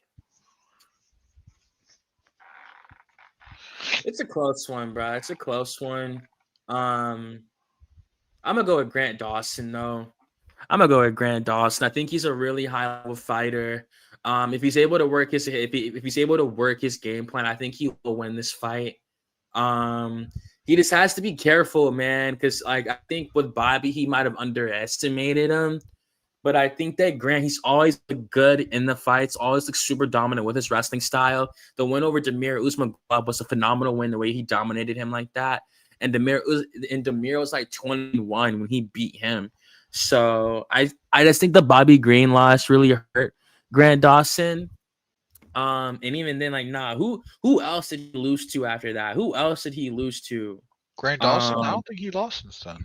Because it was a second fucking loss. Nah, yeah, No. it was that one. Yeah, Yeah. he That lost was his only early second. in That his was he only has 2 career. losses in his whole career. Yeah. Yeah, okay, yeah, okay, because yeah, they're both by way of finish. God damn. So it's like, But that one was fucking 2016. Like it, he's been around for a while. He's been winning for a while. The UFC's been winning since what 2019. Yeah. 2017 Contender Series. He's been winning since 2019, dude. Like that's like what 7 years now, bro. I think he's always just been fairly consistent, fairly solid. Man, it's the dude he's fighting. It's just like, again, he's really good too, and he only lost because he got knocked out by another good striker. So it's like, I don't think Grant Dawson has good striking like that, but I think he need more than just good striking just to beat Grant Dawson. You know, it's a fucking close one, man. I'm gonna stay with my pick, man. I like Grant Dawson. He's been here way longer. Like he's been fairly consistent. I like Grant Dawson, man. He's back on the horse after getting KO'd by Bobby Green. And I got Grant Dawson, man. Anyone can get knocked out if he lands a punch. I'm just gonna go with him to have a good approach in this fight and to get the fight to the ground literally as soon as possible. So and I get it. Torres has good submissions, but I think this is the best grappler he's ever faced in his entire career. So we'll see what happens, man. But it's a close one. Like I kind of don't want to make a fucking pick in this. I'll be real, because I just don't feel good about it either way. Like if I pick Manuel Torres, I think Grant might come out here. If Manuel can't knock him out, I think Grant's gonna drown this dude. So man, but yeah, I got Grant Dawson. Fuck, it's the fucking prelim. Like, fucking cares. I'm with you. I got Grant Dawson winning this one by submission. I think this is a. Oh, sorry if it's a little blocked off. No, you're fine. I think Dawson's a very good fighter. He excels best at wrestling, and then Torres, on the other hand, is a very good fighter who excels with his striking. But Dawson's gonna have to get this one. He's gonna have to be wrestle heavy, like very, very forward pressure with the striking and get the takedowns. He's gonna have to grind a lot. He's got, the cardio is gonna have to be there because he's gonna have to grind in this fight, and he's gonna have to continue to take him down every time he gets up. It has to be control on the cage, and he can't let this fight just be like a striking fight. Like the longer they stay striking, I think the more chance he has to get chinned. Even though he only has 2 losses in his career, I think he has a very high chance of getting chinned. So the more he wrestles, the better he do. And if he is wrestling in this fight, I think it's a matter of time before he grinds his way into a submission. I could see a late submission Like constant takedowns. Every time he gets him down, same position. If it's a rear naked choke or whatever he's going for, it gets closer, and then by that like late second or third round, I think he'll get the submission. So I'm gonna take Grant Dawson to win this one by sub. Mm-hmm. All right, bet. I got KGD. Most definitely gonna come out here, continue that win streak, and hopefully fight for a belt one day. He's getting kind of up there. So, but Yeah, moving dude, on, he's been winning for a while in the lightweight long division. time. It's kind of like an Arnold Allen situation, but he has a way more better style, way more fan friendly style. So they let Arnold crack the rankings to climb up. But going into the pay per view, the last 5 fights of the night. I want to thank you again for joining us, most definitely. Yeah, man. So we have former light heavyweight champion, one of the greatest fighters I've ever seen compete, personally, in my personal opinion. Jan Blachowicz, he's great. He's getting up there in age, but he's still a great striker, great grappler. Always been really good wherever the fight goes. Of course, he lost his belt via submission, but he beat Israel Adesanya with the striking and the grappling. So we've seen this guy rise and fall in the octagon, and he's coming out here, coming off losses to Alex Pereira and Carlos Ulberg, 2 razor close losses to dudes who are probably fighting each other now. Facts. Like, they're probably fighting each other now. He lost to the dudes in the title fight, so he has every sign that he needs to keep fighting, of course. And he has all the experience in the world. Former champion, fought the way better guys, beating the way better guys. He's fighting the young up and comer in Bogdan Guskov this time. And, Bogdan's looking good. He's finally hitting his stride in the UFC, coming off 4 wins. Some of the way of knockout, man. He's honestly looking good. The way he's really turned a corner, really making himself look like a UFC fighter. And man, like, again, I think that Bogdan's really proven himself to be more of a striker in his UFC tenure. And I think while being on the feet with Jan Blachowicz, I still think Jan has immense power in both of his fists. So I do think this is going to be a pretty difficult fight for Bogdan. I think Jan's good anywhere the fight goes, whether on the ground, on the feet, and he's beating the way better guys. He's a slight favorite, so they are giving Bogdan his respect. But I was going to go with the former UFC light heavyweight champion, Jan Blachowicz, to win this fight. I think he can knock this guy out. I wasn't going to go with the first round KO. I don't think this fight makes it out the first. I think they're going to come out here and strike with each other. And I do think. I mean, man, I think he can knock this guy out. I do. If Jan is hitting a guy on the chin over and over and over, and he's still there, that means he's officially declining. So I do think that Jan will knock this guy out, either first or second round. And I was with the Polish power to get back on the horse and see where he wants to go from here at 42 years old. Yeah, man. I don't think I've ever bet on a aging into 43-year-old man, but I think today is going to be the first time I do it. I'm taking Blachowicz to win, but I think this one does go to a decision. I see the hype behind Guskov, but like I just don't think he has what Blachowicz has. Like Blachowicz is so well rounded, and like I get he's aging, and we saw it in the Alex and the Ulberg fight, but it might start look normal. Like I don't think he's gonna fight for that much longer, but it might look normal in this fight now that he's not fighting such a high level guy. I still think Guskov is good, but like he's not the same as those two names. Because Guskov's not going to be able to run through Blachowicz, and if it's going to be a tough fight with Blachowicz, it's going to be a tough fight that you're probably not going to win, dude. Like Alex almost lost to Blachowicz, and if your best bet is to knock him out, and Alex couldn't, it's going to be tough, dude. Like Blachowicz has really good leg kicks. He is really good counter striking. He could wrestle. He could do it all. I think like him slowing down and becoming a slower fighter is only going to help his game even more. Like the takedown is never something. He never shot like a beautiful double that was just so quick. Everything like it's going to be slow and it's going to be methodical and it's going to be like I think it's going to look good. Like I think those leg kicks, he's going to snap leg kicks and he's going to wait. He's going to hit you with a jab and his jabs are going to fucking hurt, dude. So I think this fight's going to slow down a lot, and I just think Jan's going to be able to cruise right into a 29-28 decision win, dude. So I'm going to take Blachowicz for decision on this one. 29-28, I feel you. Who you got in the next one? I think it is Derek Lewis versus Waldor Cotes. Nah, you're one card too quick. Oh, shit. Oh. You're one card too quick. Yeah, me thinking, yeah, facts. Go ahead. We The got Peyton Bantamweights. Talbot versus Henry Cejudo. Man, for weeks I was really riding the Cejudo hype train, dude. Like I thought it was gonna happen, and I just thought it through. And I don't. My thing is like him taking this fight takes away all my confidence in him because like this isn't a fight. This being your retirement fight, like you didn't get a legacy fight. You didn't get anyone with a name. Like Peyton Talbot, yeah, he has a cool name. Like I get it, but like he doesn't have anything for your legacy that you're adding on. It really is a money fight. Like He has two belts in that you're picture throwing on an both. extra check in. What'd you say? I said now he has two belts in that picture on both Facts. No, he looks shoulders. tough, and like that's why I want to pick him. But like, you just throwing an extra check in the bag, and I think Cejudo's still a good fighter. I think there is a path, like there is a way to win, but he has to be so strict to his game plan. Like he has to wrestle this dude and break him.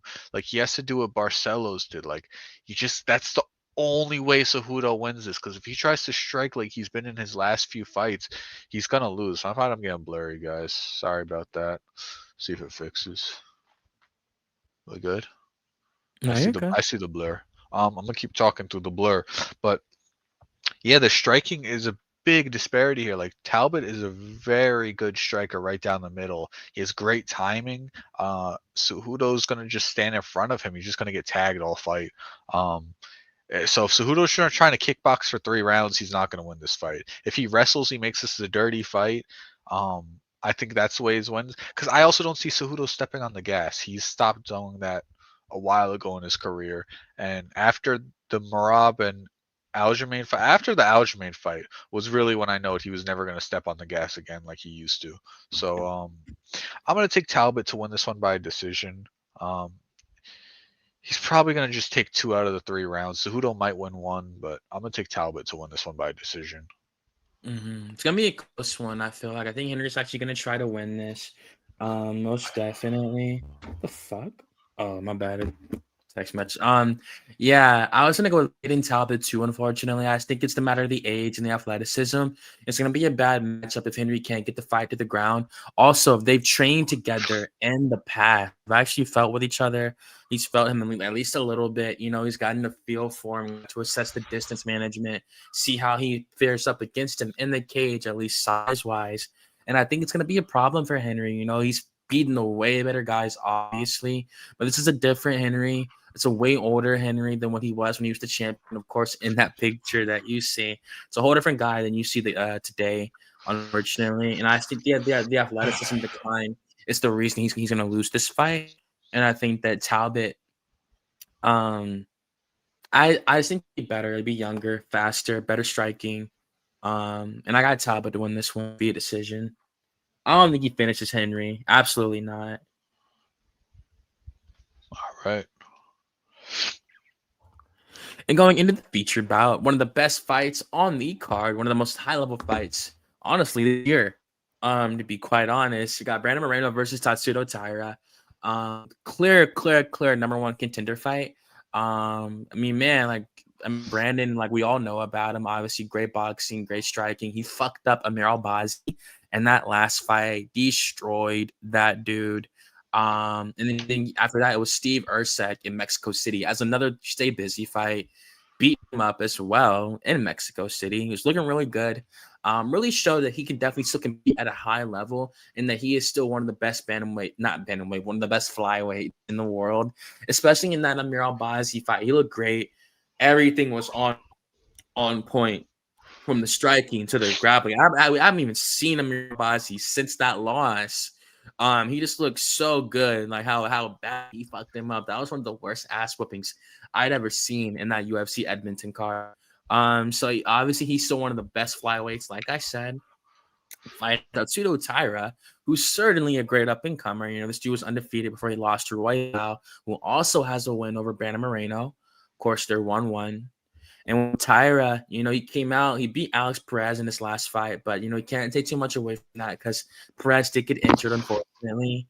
And, I think that was for the Royval fight. Can you hover over his last I got opponent you. for Royval me? or Nah, Moreno? Taira. Nah, Tyra. yeah, Oh, I that was the forgot who Ravel fight. Tyra. Oh, it was? Yeah, it was Hung Sung Park. That's what it was. Yeah, so he took that on short notice, smoked that dude, and I mean, yeah, now he's fighting Brandon Moreno. So I think going into this one, it's another pretty big step up for Tatsudo Taira. I do think that Brandon's gonna be the better fighter.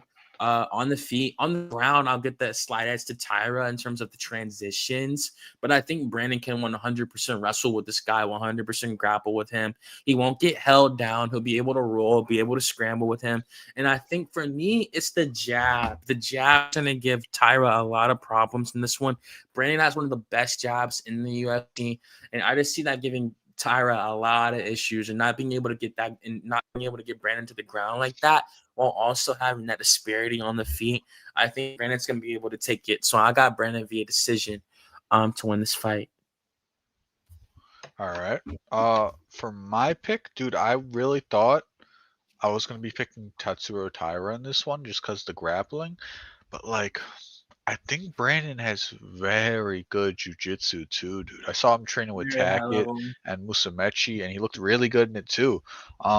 Obviously Moreno's back in the win column, and he looks to continue that. He's still very young, dude. He's 31 years old. He's only handful of years over Tatsuro Taira.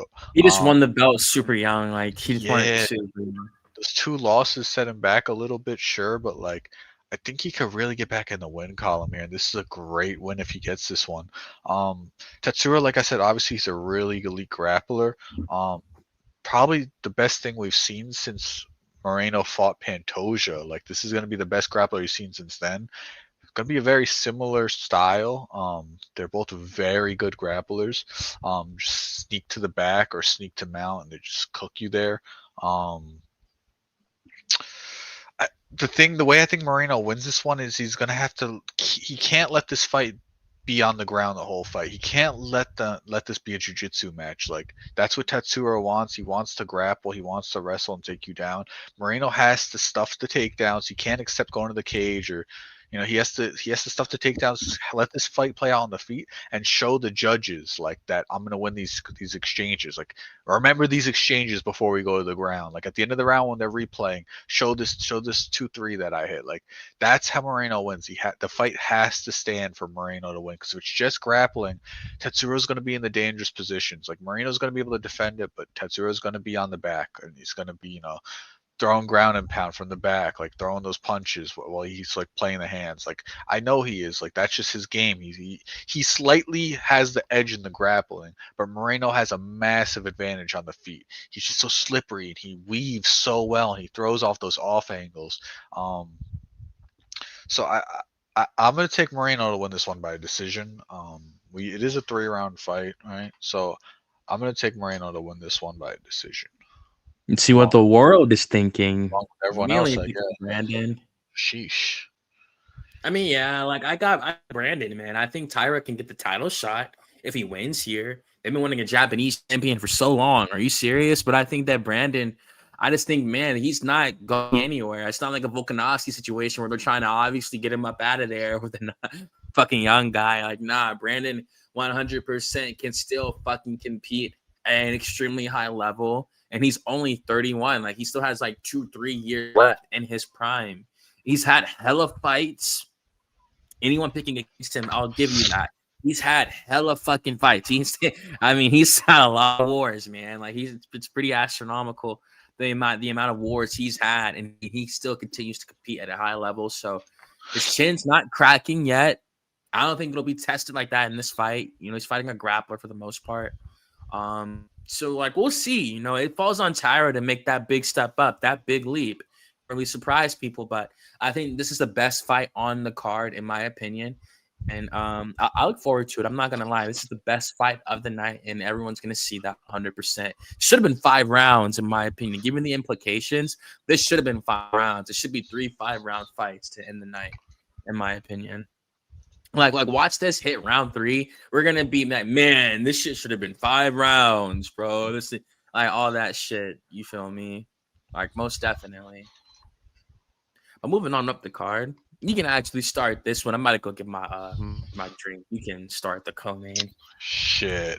All right, so we got the title fight here. We got Alexandre Pantoja versus Joshua Van. Guys, I ain't write down nothing. I was actually doing all my picks today. I didn't write nothing down for either of these two fights. So I'll be going off the dome, but like, man, this fight is insane, dude. This is one of the most high level strikers that Pantoja has seen. Uh, the odds are pretty close for what I thought was going to be wider odds. This is a huge step up for Joshua Van. Obviously, he did win the last fight against Brandon Royval, but before that, I mean, it was Bruno Silva, it was Tysora, Cody Durden. It was a big step up there. He was able to win that fight, but I still think like obviously he's ready for this, right? If you're able to beat Royval, you do have a chance at Pantoja. But I just think it's such a jump in his career that he's fighting for the title right now. Obviously, we could talk about Pantoja. I mean, the resume speaks for itself. Just his last five, he beat Brandon Moreno for the belt at International Fight Week. After that, he beat Brandon Royval. He beat Steve Erceg. He beat Kai Asakura. Two that you don't have to put much weight into if you don't want to. I mean, if you want to like nitpick anything, I guess you can. I think Steve Erceg is very good. I think they fast tracked him. Kai Sakura, I think he deserved the title shot. He was a risen champion. He looked really good. Kai Kara France, yeah, I think I think that's what this fight might look like a little bit. I have Pantoja winning this one by sub. Um, I think he's gonna get it done. I just don't think there's been. I mean, Joshua Van did look good in the Tysora fight. He's stuffing some takedowns. I think this is a different beast, though, dude. Like he stepped up and he did good in the striking competition, right? Like he did the Royval fight. He stepped up to the competition, big, massive step up, and he looked good. But now you're fighting someone who on the feet. Like Pantoja's able to just, he's able to absorb a lot of damage. Yeah, he takes a lot of strikes. We've never seen him in real trouble on the feet though against a lot of really good strikers, Urseg, Moreno, Royval. But then like once it gets into the grappling department, this dude is just like a wet rag and he's just all over you, dude. He loves to jump on the back when you're standing, like all those little annoying things that just win you rounds. He's just like when I look at Pantoja, I remember how gritty he is. But at the same time, Van is pretty fucking gritty. I'd have to see it to like Van's got to win He this has to fight for talk me the to world. Yeah, man. He has Van's to got to, talk like the I said, world. he's got to win Yeah. this fight for me to pick him in this fight. If that makes any sense, like for me to pick him next time this he has to win this one because the Royval fight's not enough for me. I'm taking Pantoja to win by sub, um, and still, bro, and still. Yeah, man. I think Alexandre is one of the greatest fighters we've ever seen at this point. And man, I'm gonna continue with the same thing. I do got him via third round submission in this fight. I think the pressure is gonna be a lot. It's gonna be a lot of pressure. The jab, Van has to get on the jab early. Really get on the jab early. Make Alexandre want to shoot, telegraph the takedowns. But then I think that Pantoja is gonna hurt him on the feet too. I think he actually might try to brawl with him just a little bit, but not OD. So I do think that Van does have the striking advantage technically, like in his technical, like just in his technique, really. So I think Pantoja is great. It's his championship experience. And like really, this is well-roundedness will get him the victory, being able to strike with him and also mix it up, get it to the ground. We've seen him be tired and still just push his fucking way through that exhaustion. So he also has heart too, and he's still very, very, very much motivated to stay champion. He knows he's 35, he knows all of that, and he still wants to be champion 100%. I love champions are really aware of. I love that shit. And like, yeah, man. So even with this one, I just think again he's one of the greatest fighters we've ever seen. And I think the biggest question at this point is, will he ever be able to catch Demetrius Johnson? I am like you. To me, like He's working on it. It's 11 fucking title defenses. People can say whatever they want about competition. I don't think fucking Van beats Prime Mighty Mouse. I don't think fucking Urseg beats Mighty Mouse. I don't think any of these dudes beat fucking Mighty Mouse at all. Like they're seeing DJ when he was getting knocked out and having trilogies and one championship, but when he was like fucking Mighty Mouse, man, ain't none of these dudes beating fucking Demetrius, bro. I 100% believe that. I don't think Pantoja would have beat him either. I think he would have beat this dude, been able to grapple with him and be way too much just in anywhere the fight went. I think he'd be able to grapple with him, match his strength, and strike with him. At 5'3". So I don't think any of these dudes are beating Demetrius, to be quite honest. I do think DJ was ahead of his time. He murdered Henry the first time they fought and barely lost that rematch. Some thought Henry won. I mean, some thought DJ won that rematch at UFC 227. So, you know, something like, and we see what happened after that. DJ get traded for Ben Askren. Like seriously, man. And like for real, shout out to Ben Askren 100%. You know, dude's a warrior and a legend 100%. And I just think, again, like, I don't know if Pantoja can ever catch DJ. Like, we'll see. Some people might think he's beating the better competition. And again, I think DJ beats all those dudes. So, yeah, man. Like, for those that got to see Demetrius, like, yeah, I definitely think he beats all those dudes 100%. And yeah, but like, that's about it, though. It really, I mean, for this fight, Pantoja's already the second greatest flyweight of all time, in my opinion. It's not to shit on him or anything like that. I just think Demetrius is one of the literally one of the best of all time, regardless of weight division. And I think for this, I think Pantoja's going to come out here and really really start that conversation. I think we wake up Sunday with people really trying to start that conversation. And I can't act like he doesn't have a claim to it. I just think, I don't know. You know, it's my opinion at the end of the day. But I do think that Alexandre does win this fight right here and continues on. You know, we'll see what happens. He would have cleaned out the division again. Like, I mean, we'll see what he wants to do. I think the UFC put him on the same card with Merab because they're at least going to ask him, have you ever thought about stepping up just a little bit?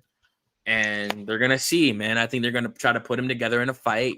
And of course, Pantoja has a lot of respect for Merab. You know, he said that a million times, but we'll see. You know, money talks. But speaking of Merab, going to the main event of UFC 323. Yeah, man. Like, yo, you're good, bro. We've seen this fight already. It happened about 2 years ago, something like that. Not that long ago. You know, Petr Yan came out. He was still Petr Yan. Very much revered, really loved by the fans, and it just didn't go his way. Merab landed I think it was a record 50 fucking takedowns he shot in a fight. Takedowns, yeah. Like, but how many did he land? Like, he was it was 11 of them or something like that. But still though, if you're on the back foot so much, where a guy gets to shoot 50 different takedowns, 50. I think that pressure, I think that pace and that pressure is going to be a little bit too much. And we've seen both these dudes fight since then. And I think Merab has literally only gotten better 100%, not only better in the striking, the wrestling, the aggression, everything. He almost knocked out Corey Sandhagen last fight. So I think anywhere this fight goes, I think it's going to be a replication of the first fight. Just Merab's going to be way more aggressive. He said last time the goal was to quote unquote fuck him up. He said that in the pre-fight, the goal was to fuck him up. And I think he's going to fuck him up again. And I just think there's no way you can close that hole and just close that gap in a matter of 2 years. I thought he was way ahead of him when they fought the first time, and Merab's only gotten better, submitting Sean O'Malley, dominating Corey Sandhagen, beating Umar, who Umar had a broken hand in that fight. You know, as a broken hand, you know, that's one thing, whatever. I think that's his closest competition. And I think the fact Umar made it close with a broken hand does show you how close that fight is. So I think for this one, I thought Petr Yan, he's not a bad fighter by any means. He's a former champion. I just think it's a really bad matchup for him. This guy will show him no fear on the feet whatsoever. He shows no opponent fear whatsoever. He has he's an iron chin, great takedowns, great cardio, the best cardio probably in the UFC, damn near of all time. And yeah, and he's good on the feet. So I think he's gonna give this guy problems anywhere the fight goes, just being ultra aggressive, wanting to get him out of there. And that's it. Only thing going against Marab in this one, it's like his 5th weight cut of the year. You know, it's been a lot of wear and tear on the body, but he wanted this fight. He wanted to be this active. And I think he's gonna go out there and lock up that fighter of the year for 2025, literally on the last pay-per-view of the year. So they gave him the spot for a reason, and I think he's gonna deliver. And I got Marab to win this fight. I mean, depends, man, if he can finish him. Like, because I don't know if he knocks out Piotr. I'm just gonna go with Marab via decision. I think it's just gonna be like just ferocious decision. Anywhere the fight goes, Piotr does not have the cardio to keep up with this man. He does have good cardio. He can go 5 rounds, but if he's pushing him like this, I don't think anyone can go all 5 rounds with Marab like that. At that pace, at that pressure. So I got Marab to win the fight via decision, and still. This fight's very interesting. Like I said, I didn't write down nothing, so everything's off the dome. I know where I'm picking. It's just I think this fight is a lot closer than we are expecting. I think we thought Umar had a chance. We thought Sandhagen had a chance, but I think we're not thinking that Jan has a chance because Marab already beat him.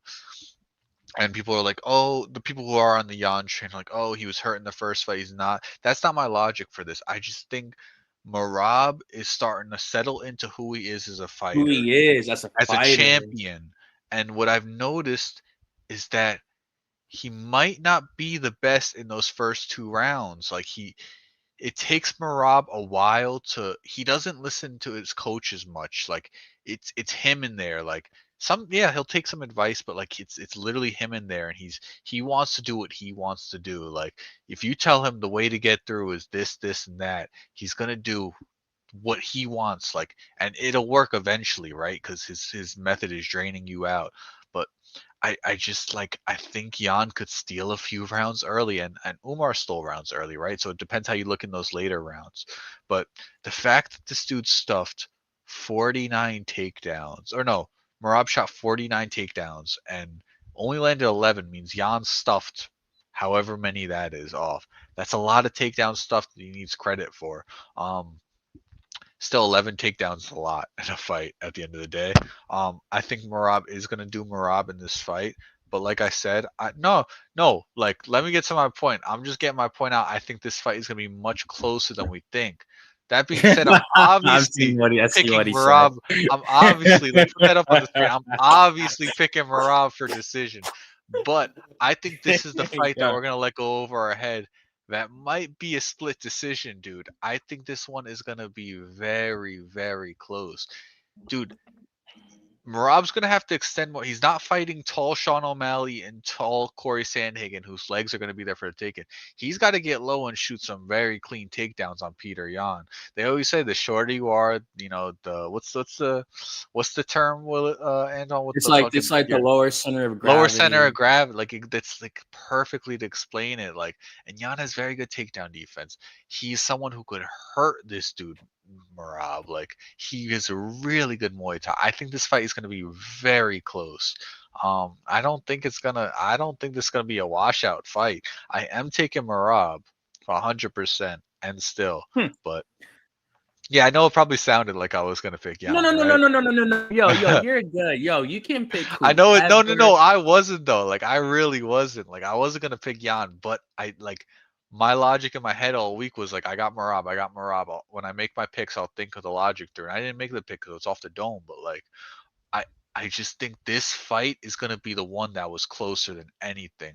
Like it's not gonna be like the Umar fight where people forgot the first 2 rounds because I think Jan might even steal a later round. Like Marab's not invincible. We've seen him crack. Like we've seen Sean O'Malley hurt him in the 5th round. We've seen him lose two. We've seen him lose early rounds. We saw him look at the Umar fight. He lost 2 rounds and he was okay with it. The Sandhagen fight, didn't he lose a round? It was maybe the second or something. Yes, I he lost. No, you're talking about Marab or you talking about Merab and Jan? Sandhagen. Didn't he? I Didn't didn't think he lost a single he fucking didn't lose? I thought maybe I'm he just thinking of lost. the Yan fight, but I remember him going back to the corner. I All think it right. was the Umar fight, but he was going back to the That's corner. what Tim Like, Seven said. He said it was round two. He said it was yeah, round okay, so I think two. Sandhagen did take a round from him, but like those early rounds, Merab like tries to do too much and he gets caught with things, and the takedowns don't always work. Like Merab's takedowns do not always work because he shoots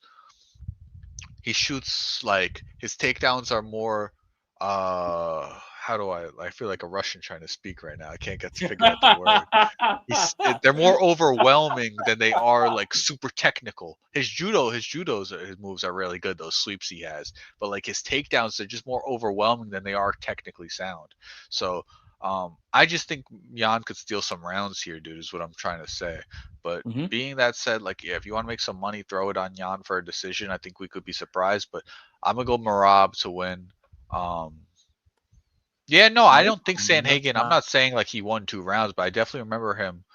Oh no, you're saying sorry it was round. Yeah, No, I remember. you're I fine, remember bro. Marab You're going fine, back bro. to the corner, and they were like, "Yo, like Marab, like come on, you gotta do this, you gotta do this." And so Marab ain't listening to a fucking word he said. Like he just wants to do his thing. But like I remember, like he loses earlier rounds. Like he lost the early round to Sandhagen.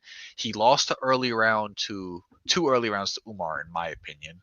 And then I don't really remember the Sean O'Malley fight, so who cares? So yeah, I mean, that's pretty like the much first one, he dominated it he one dominated the through first four. fight. In Maybe like in the the fifth second fight, Sean round, looked a little better, but he Sean was just be wasn't more land. I remember aggressive. that fight. Sean couldn't land. Like he had the timing, or he had the combo set up, but he couldn't land that two that he kept trying to come across with.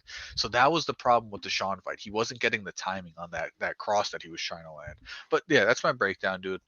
That's my breakdown for it. I got N still for both champs. Hmm. Yeah, man. It's great, man. It's a great card. Uh, I mean, man, it's just like I feel like the biggest question going out of the pay per view is like, do both of these champions become all-time greats on this card if they win? If Marab wins, 100% he's the greatest bantamweight to ever put the gloves on.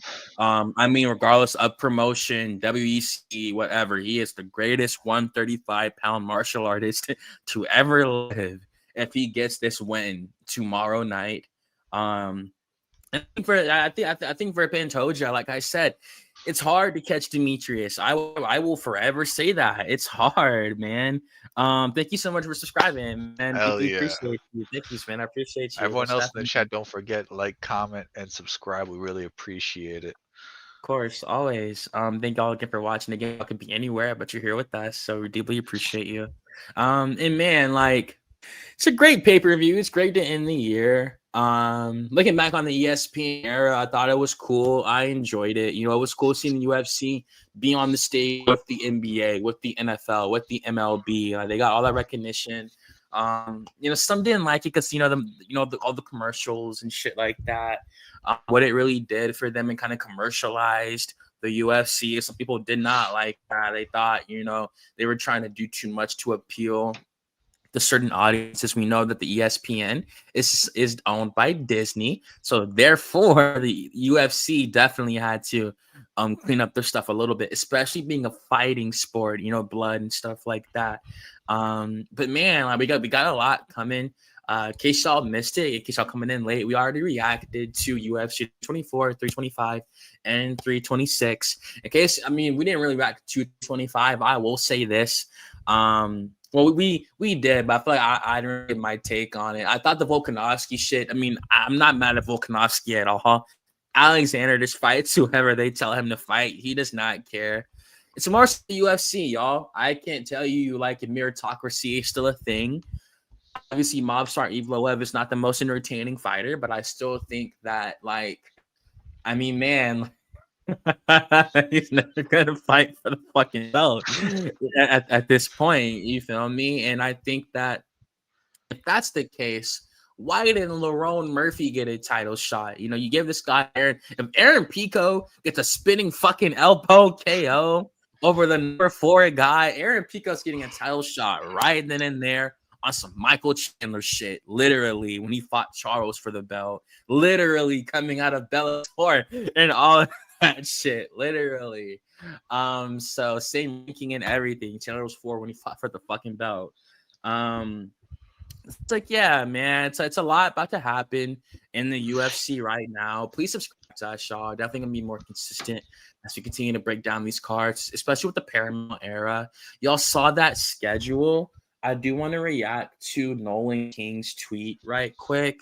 It was a lot, man. This was probably the thing I was most curious about the most, which was, were they going to really get back on the road like that, like prior to the pandemic type of schedule.